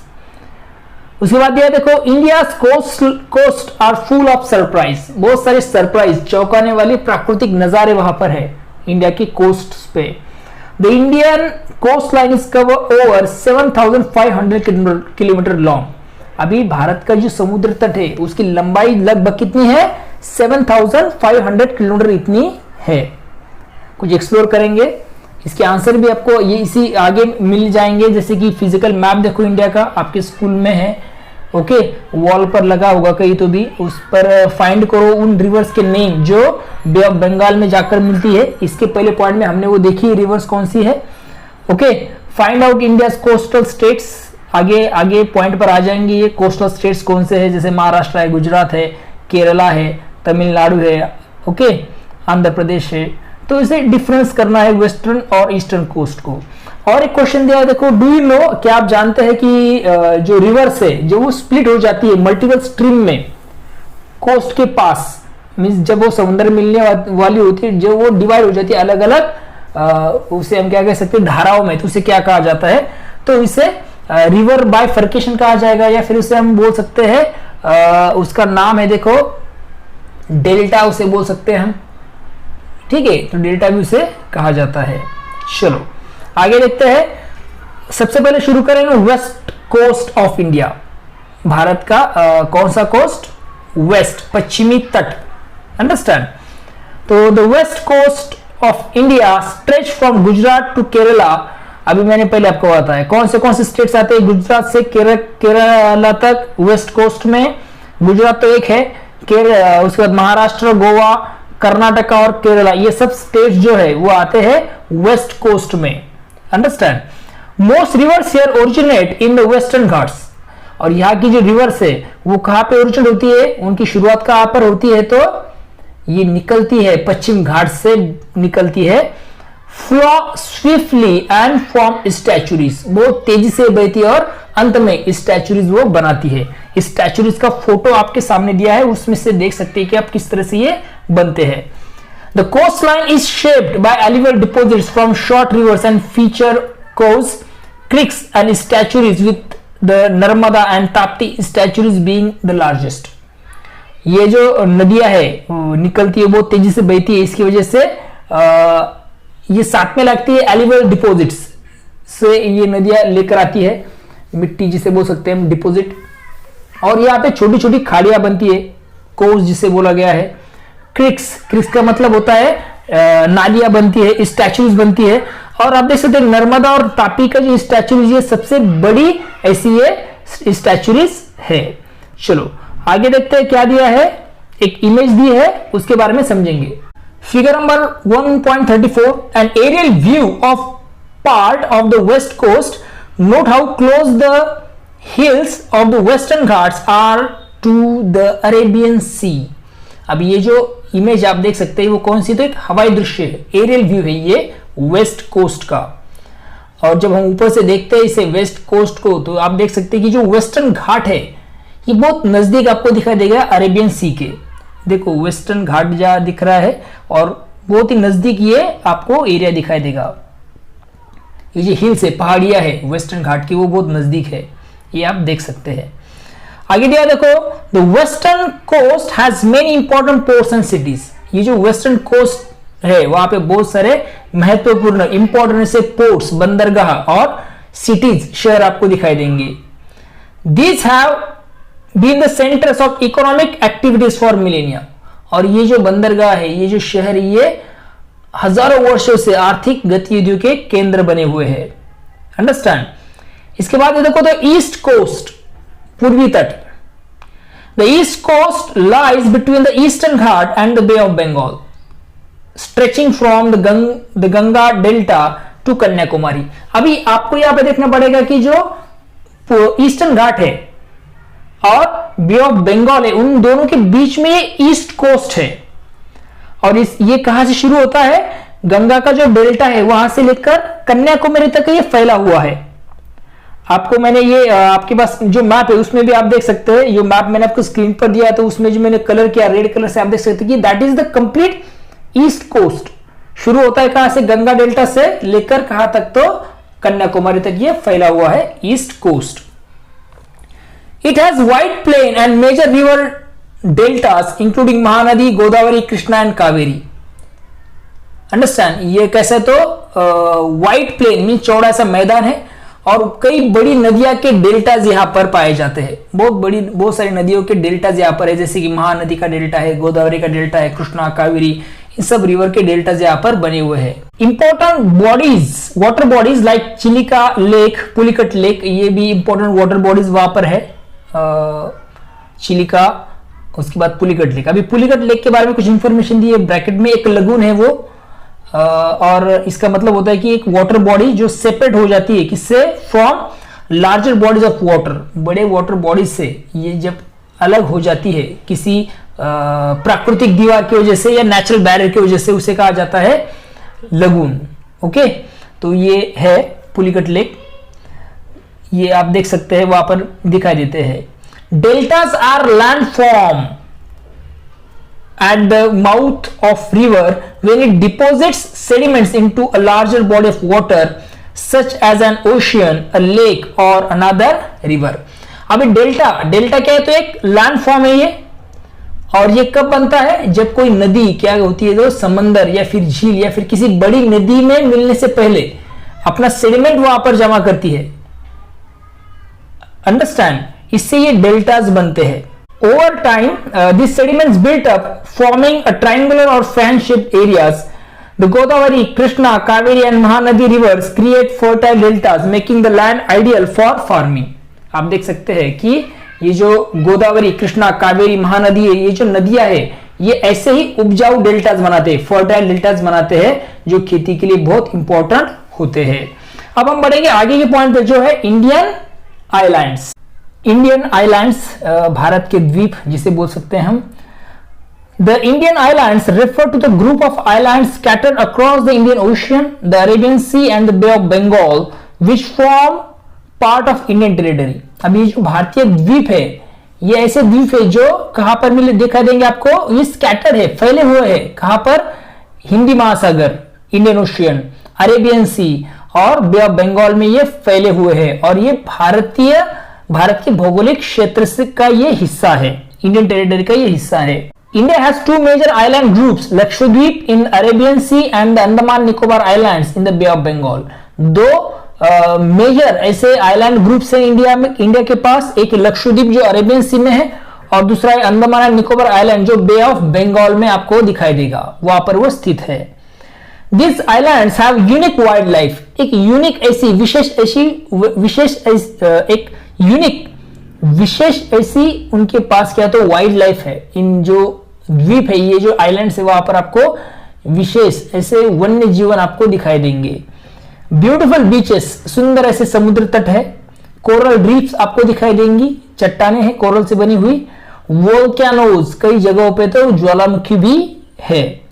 Several ancient tribes made these islands their home tens of thousands of years ago। हजारों साल पहले कई जो ऐसी प्राचीन जनजातियां हैं, एंशिएंट ट्राइब्स, इन द्वीपों पर आकर बसी थी और उन्होंने इसे अपना घर बना लिया था। उसमें से आप देखेंगे सबसे पहले है ये लक्षद्वीप आइलैंड के बारे में इंफॉर्मेशन दी है, वो देखो क्या है। Lakshadweep is an archipelago, a group of island located in the Arabian sea close to the Malabar coast of Kerala. अभी ये जो लक्षद्वीप आइलैंड है ये द्वीप समूह है। आर्किपेलॉग मींस द्वीप समूह है जो कहां पर है, अरेबियन सी में है, और ये नजदीक है किसके, केरल का जो मालाबार तट है उसके पास ये नजदीक है वहां से। It is made up of 36 islands made of coral. ये जो है वो 36 कोरल आइलैंड्स में बना हुआ है, या फिर वहां पर ये कोरल आइलैंड्स आपको दिखाई देंगे 36 ऐसे। Understand, it is made up of 36 islands made of corals. 36 island से बना हुआ है ये लक्षद्वीप, और कोरल आपको वहां पर दिखाई देंगे। Not all islands are inhabited by the people. Understand, सभी के सभी जो द्वीप है वो लोगों वहां पर लोग नहीं रहते हैं। कुछ जो आइलैंड्स है वो कैसे है, तो वहां पे लोग नहीं रहते, अनइनहेबिटेड भी, ऐसे निर्जर जिसे कहा जाएगा, ऐसे भी कुछ द्वीप वहां पर है। India controls a vast marine area allowing for fishing, resource exploration and environmental protection. Okay, Bharat जो है इन द्वीपों के कारण एक बड़ा समुद्र क्षेत्र नियंत्रित करता है, बहुत बड़ा एरिया जो हम कंट्रोल कर सकते हैं बिकॉज ऑफ दिस आइलैंड्स। और ये अलाउ कि उससे हमें ये फायदा भी होता है कि मछली पकड़ना, फिशिंग हो, संपत्तियों की खोज जिसे हम रिसोर्स एक्सप्लोरेशन कहते हैं। ओके, इन्वायरमेंटल प्रोटेक्शन, ओके, पर्यावरण की सुरक्षा, ये भी यहां से संभव होती है। अंडमान एंड निकोबार आइलैंड, अभी अंडमान और निकोबार आइलैंड के बारे में समझेंगे। क्या दिया देखो, this archipelago comprises more than 500 large and small volcanic islands divided into two distinct group, the Andaman and the Nicobar Island। अभी ये जो द्वीप समूह है इसमें आपको दिखाई देगी 500 से अधिक छोटे बड़े द्वीप वहां पर है, और ये दो हिस्सों में बांटा गया है। Number 1 is the Andaman and the second one is Nicobar. पहला है अंडमान और दूसरा है Nicobar. Their location is very important, और इनका जो लोकेशन है ये बहुत महत्वपूर्ण है, इनका स्थान बहुत महत्वपूर्ण है। कुछ इमेजेस दी है उनके बारे में समझेंगे। देखो, coral reef in the Lakshadweep island 1.36। Understand, Lakshadweep में पाई जाने वाली ये कोरल रीफ है, चट्टाने जिसे बोल सकते हैं हम। अंडरस्टैंड, रंग बिरंगे आपको दिख रहे हैं ये। अंडमान में भी है ये कोरल रीफ्स। अंडरस्टैंड, सुंदर ऐसे समुद्री जीव आप वहां पर देख सकते हैं। उसके बाद है आपको एक भारतीय नौसेना का एक बंदरगाह दिखाई देगा, फ्लोटिंग डॉक जो है for the Indian navy near Andaman Nicobar. Andaman Nicobar जो है अंडमान के पास, अंडमान आइलैंड के पास, ये भारतीय नौसेना का एक तैरता हुआ बंदरगाह, फ्लोटिंग डॉक जिसे कहा जाता है, वो आपको दिखाई देगा। चलिए आगे बढ़ते हैं, क्या दिया है। They are like the outpost of India. ये जो द्वीप है भारत को जैसे चौकीदार होते हैं वैसे वो है, ये जो दोनों द्वीप है। Understand, keeping an I on the ocean, जो क्या इसकी वजह से हम क्या कर सकते, तो समंदर जो है भारत के पास उस पर हम नजर रख सकते हैं। अंडरस्टैंड, कि किस वजह से, इन दोनों द्वीपों की वजह से, इन दोनों आइलैंड्स की वजह से। It is home to a variety of flora and fauna. यहाँ पे कई प्रकार की वनस्पति, जीव जंतु की प्रजातियां पाई जाती है। Variety of flora and fauna वहां पर है। The Andaman islands are also significant from the historic point of view. अभी हिस्टोरिकल पॉइंट ऑफ व्यू से देखा जाए, अगर इतिहास के नजर से देखा जाए तो ये बहुत इंपॉर्टेंट है। कौन सा, अंडमान आइलैंड्स। क्यों इंपॉर्टेंट है ये, क्योंकि many of our freedom fighters were jailed there under the most severe conditions in a prison complex called cellular jail। क्योंकि हमारे जो फ्रीडम फाइटर्स थे, स्वतंत्र सेनानी, वो ब्रिटिश गवर्नमेंट के टाइम पे यहाँ पे जो कठोर जेल है, सेल्यूलर जेल, वहां पर उन्हें बंद किया गया था। ओके, बहुत ही सीवियर कंडीशन में। It has been preserve to remind us of the tremendous sacrifices that our forefathers made so we could be free। और ये जो जेल है आज भी प्रिजर्व है, सुरक्षित है, ताकि हम ये कभी ना भूल पाए कि हमारे जो पूर्वज थे, हमारे जो फोर फादर थे, उन्होंने आज़ादी के लिए कितनी बड़ी कुर्बानी दी है, हमें फ्री करने के लिए, हमें आज़ाद करने के लिए। अब ये कभी हम बाद में हायर क्लासेस में इसके बारे में पढ़ेंगे। डोंट मिस दिस आउट दिया है, देखो क्या दिया है, बैरन आइलैंड, ये जो है फिगर नंबर 1.39 में भी ये दिखाया है। ये अंडमान निकोबार का एक आइलैंड है, यहाँ पर एक एक्टिव वोल्केनो है, एकमात्र ऐसा सक्रिय ज्वालामुखी जो भारत में है, वो कहाँ पर है, तो बैरन आइलैंड में है। Understand, it sometimes erupt sending smoke and lava into the sky, ये कभी कभी समय समय पर ये फटता है और धुआं, लावा जो इससे आकाश में आ जाते हैं।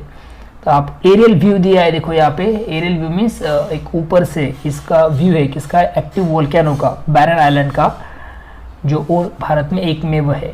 चलो आगे बढ़ते हैं। मुझे लगता है कि लास्ट पॉइंट है इस चैप्टर का, इसे समझेंगे।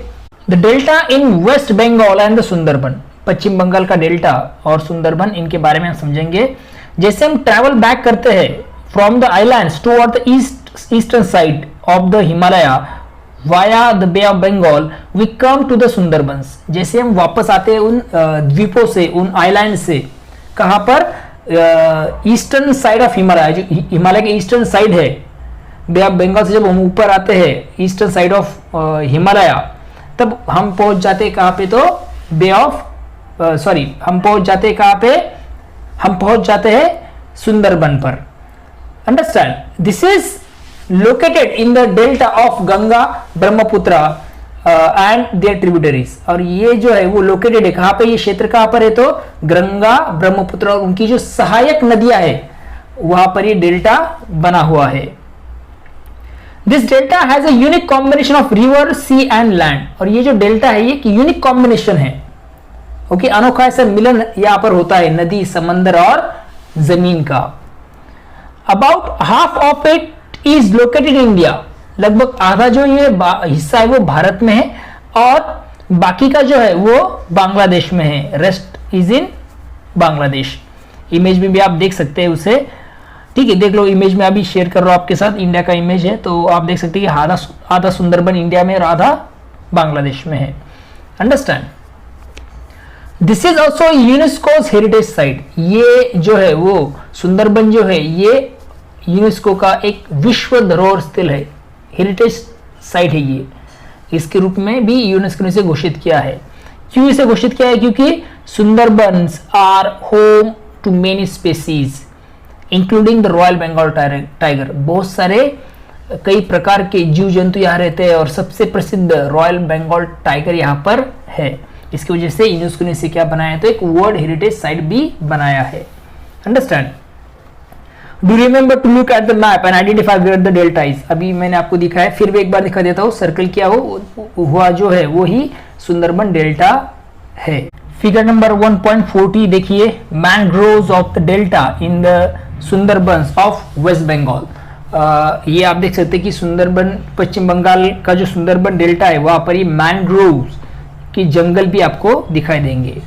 अंडरस्टैंड, चलो आगे बढ़ते हैं। कुछ इमेजेस दिखाई दिए हैं, ये तीनों इमेजेस है, उनके बारे में कुछ इंफॉर्मेशन दी है, वन बाय वन समझेंगे।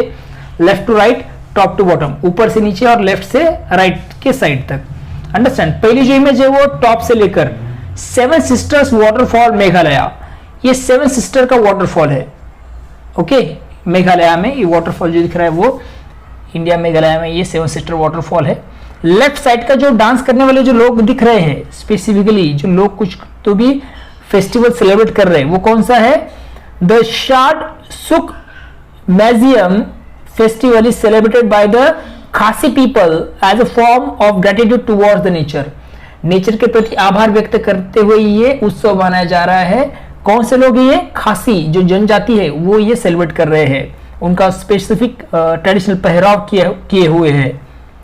उसके बाद है living roots bridge near Nongriat village, Cherrapunji Meghalaya. अभी जीवित जड़ जिसे बोल सकते हैं, लिविंग रूट्स ब्रिज है ये, जीवित जड़ों का पुल, ये कहां पे है, नोंगरियाट गांव जो चेरापूंजी में है मेघालय में, ये वो से हम कह सकते हैं लिविंग रूट ब्रिज आपको दिखाई देगा। ओके, ये जो पुल है वो जड़ों से बने होते हैं, अंडरस्टैंड। चलिए, the hills of north east, पूर्वोत्तर की पहाड़ियां, stay on the map. Map आपके सामने फिर से मैं आपको शो कर रहा हूं, देखिए जब हम stay on the map as we move towards the hills of north east, और फाइनल डेस्टिनेशन फॉर नाउ, हमारा लास्ट का डेस्टिनेशन, ये चैप्टर भी खत्म होते आया है। आप देख सकते हैं वहां पे, क्या आप देख सकते हैं कि गारो, खासी और जयंतिया मैप पे देख सकते हैं। देखो आपके मैप, आपके सामने मैप है और उससे मैंने सर्कल किया है, देखो तो ये गारो, खासी और जयंतिया, ओके जयंतिया, ये कुछ पहाड़ियां है। और ये जो हिल्स है ये मेघालय प्लेटू का ये पार्ट है, ओके, मेघालय पठार का ही हिस्सा है। और ये स्पेसिफिकली इन्हें जाना जाता है किस लिए? Lush greenery, understand, lush greenery में घनी हरियाली है वहां पे, हेवी रेनफॉल, बहुत भारी वर्षा होती है इस पठार पे, और ब्रेथ टेकिंग वाटरफॉल्स, शानदार ऐसे झरने, इन सब के लिए जाना जाता है। This region experiences one of the highest rainfall in the world. इन इलाकों में दुनिया में सबसे ज्यादा बारिश होती है, और इसी वजह से making it rich in forest, unique wild life and fertile land. और इसी वजह से यहाँ पे बहुत, यहाँ के जो जंगल होते हैं बहुत घने होते हैं, और अलग तरह के खास किस्म के ऐसे जानवर, पक्षी यहाँ पाए जाते हैं, और यहाँ की जो जमीन है वो बहुत उपजाऊ होती है।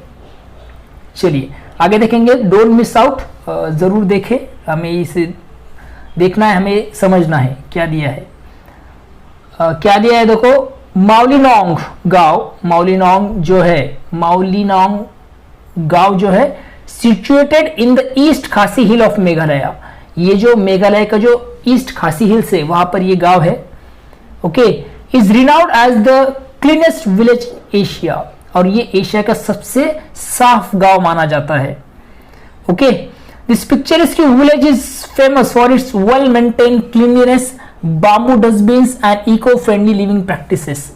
और ये जो गांव है अपनी साफ सफाई स्पेसिफिकली, और यहाँ के जो डस्टबिन बने होते हैं ये बाम्बू से बने होते हैं, और यहाँ के जो लोग हैं पर्यावरण के अनुरूप वो रहते हैं, और इन सब तरीकों की वजह से ये मशहूर ऐसा गांव है। The village is also known for its living root bridges which are created by waving tree roots over the course of many years। और ये जो गांव है ये और एक चीज के लिए जाना जाता है, वो है लिविंग रूट ब्रिजेस, जीवित जो जड़ है उनकी पुलों के लिए ये जाना जाता है। और ये जो पेड़ों की जड़ें है इनको कई वर्षों तक बुनकर बनाया जाता है, अंडरस्टैंड। तो ये स्पेसिफिकली वहाँ के आदिवासी लोगों ने ये बनाया है, लिविंग रूट्स। अभी देखो यहाँ पे आपके पास इमेज भी दिख रहा है, living root bridge showcase the craftsmanship of the tribal of the north east. और ये जो आप देख सकते हैं कि ये जो जीवित जड़ पुल है वो पूर्वोत्तर के जो आदिवासी लोग हैं उनकी कला, उनकी हुनर को ये दिखाता है, okay. Before we move on, chapter खत्म करने से पहले थोड़ा सा एक समरी दिया, देखो क्वेश्चन आंसर्स के लिए मैंने स्पेशल वीडियो बनाया है, वो आप जाकर देख सकते हैं, उसकी लिंक भी डिस्क्रिप्शन में अवेलेबल है। बिफोर वी मूव ऑन, आगे बढ़ने से पहले आपको बता दूं कि India gives its name to the subcontinent it is a part of. जिस सबकॉन्टिनेंट का इंडिया पार्ट है उसी का नाम उस सबकॉन्टिनेंट को दिया गया है, उसी से ये सबकॉन्टिनेंट पहचाना जाता है।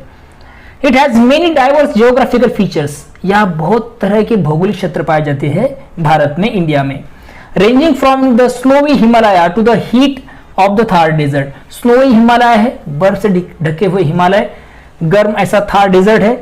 The plain are watered by large number of rivers. अब यहाँ पे जो प्लेन एरिया है, ओके, तो वहां पे बहुत सारी नदियां जो है वो वहां पर बहती है। There is also a peninsular plateau है, पहाड़ी क्षेत्र है, पठारी क्षेत्र है। और ये कहाँ फैला है? तो Arabian sea on the west और bay of Bengal to the east. पश्चिम में अरेबियन सी है और पूर्व में बे ऑफ बंगाल है हमारे देश में। These diverse geographic features have created a variety of conditions with respect to soil, flora, fauna, life and economic opportunities and home a rich culture। अब ये सब अलग अलग भौगोलिक स्थितियां है, परिस्थिति है, जियोग्राफिकल फीचर्स है इंडिया में, भारत में। इसकी वजह से आप देख सकते हैं कि यहाँ की जो मिट्टी है, उसके बाद वनस्पति है, फ्लोरा, फाउना है, यहाँ के पशु पक्षी है, या कि लाइट जीवन शैली जिसे बोल सकते हैं, इकोनॉमिक अपॉर्चुनिटीज आर्थिक अवसर, इसमें भी आपको विविधता दिखाई देगी। और इसी वजह से भारत जो है वो उसकी जो संस्कृति है बहुत समृद्ध ऐसी बनी हुई है। This geographical features have played an important role in shaping our civilisation. ये जो भौगोलिक विशेषताएं हैं, जियोग्राफिकल फीचर्स है, इन्होंने बहुत इंपॉर्टेंट रोल प्ले किया है। किसके लिए? फॉर शेपिंग आवर सिविलाइजेशन, हमारी सभ्यता का विकास करने के लिए इन्होंने बहुत इंपॉर्टेंट रोल प्ले किया है। अभी यहाँ पे अपना चैप्टर खत्म हो रहा है। क्वेश्चंस एंड एक्टिविटीज जो है इसके आंसर के लिए मैंने सेपरेट वीडियो बनाया है, वो जाकर आप देख सकते हैं। अगर कोई सवाल है, कोई आपके पास कोई क्वेश्चन है, आपको कोई शंका है, तो please comment me in the comment box, मैं आपके सवाल का आंसर जरूर दूंगा। ठीक है, तो चलिए आज यहाँ पे हमारा चैप्टर खत्म हो रहा है, फर्स्ट चैप्टर 7th स्टैंडर्ड का। फिर मिलेंगे नए वीडियो के साथ। चैनल को लाइक शेयर और सब्सक्राइब जरूर कीजिएगा, ये सबसे इंपॉर्टेंट है। अपने दोस्तों के साथ हमारा चैनल जरूर शेयर कीजिएगा। तो फिर मिलेंगे नए वीडियो के साथ। देखते रहिए सुबोध फाउंडेशन हिंदी, ये अपना यूट्यूब चैनल। तब तक के लिए thank you and take care.